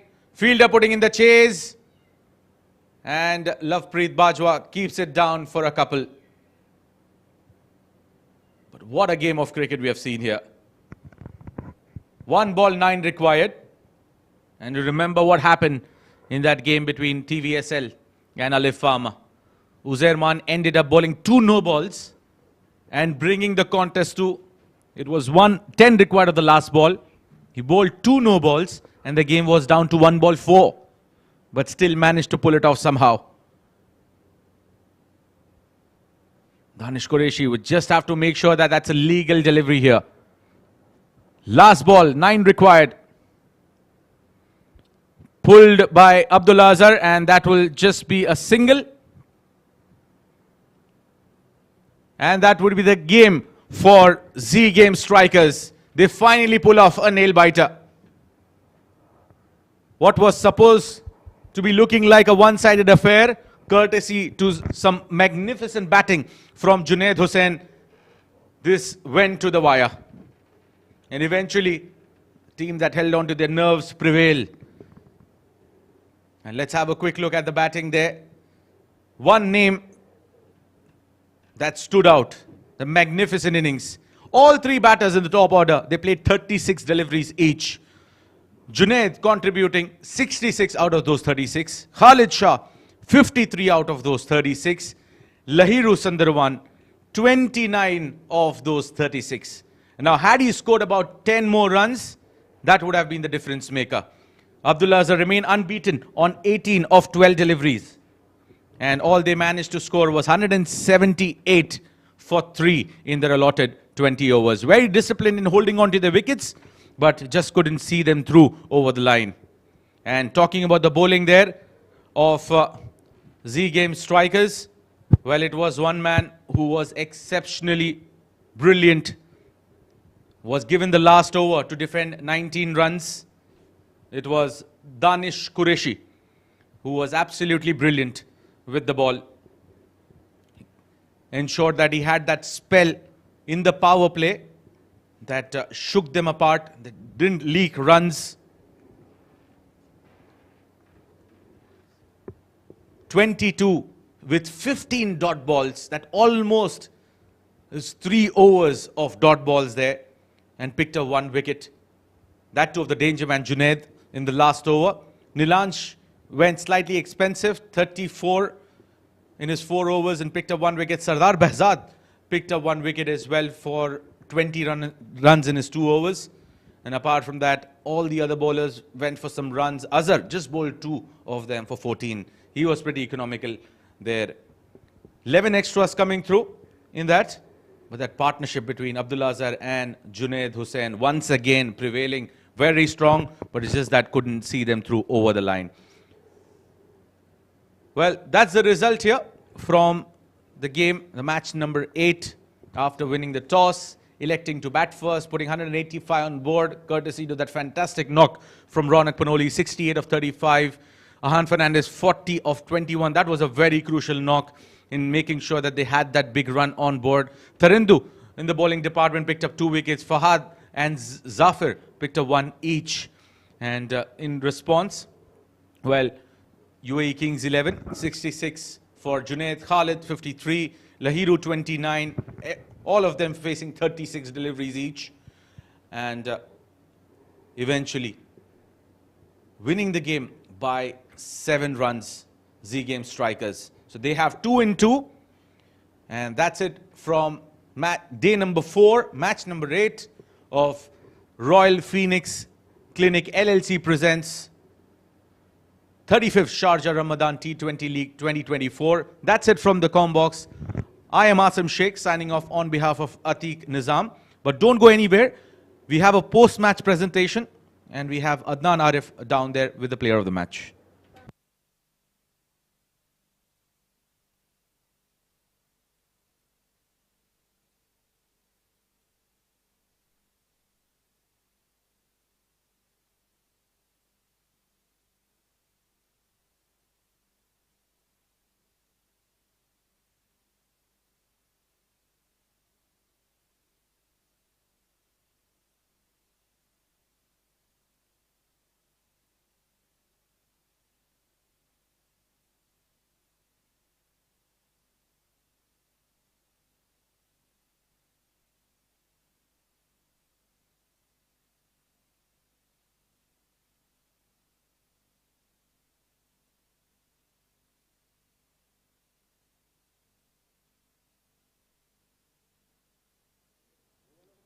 Good evening, ladies and gentlemen, and welcome to the post-match presentation of the 35th Sharjah Ramadan T20 League 2024 powered by FanCode.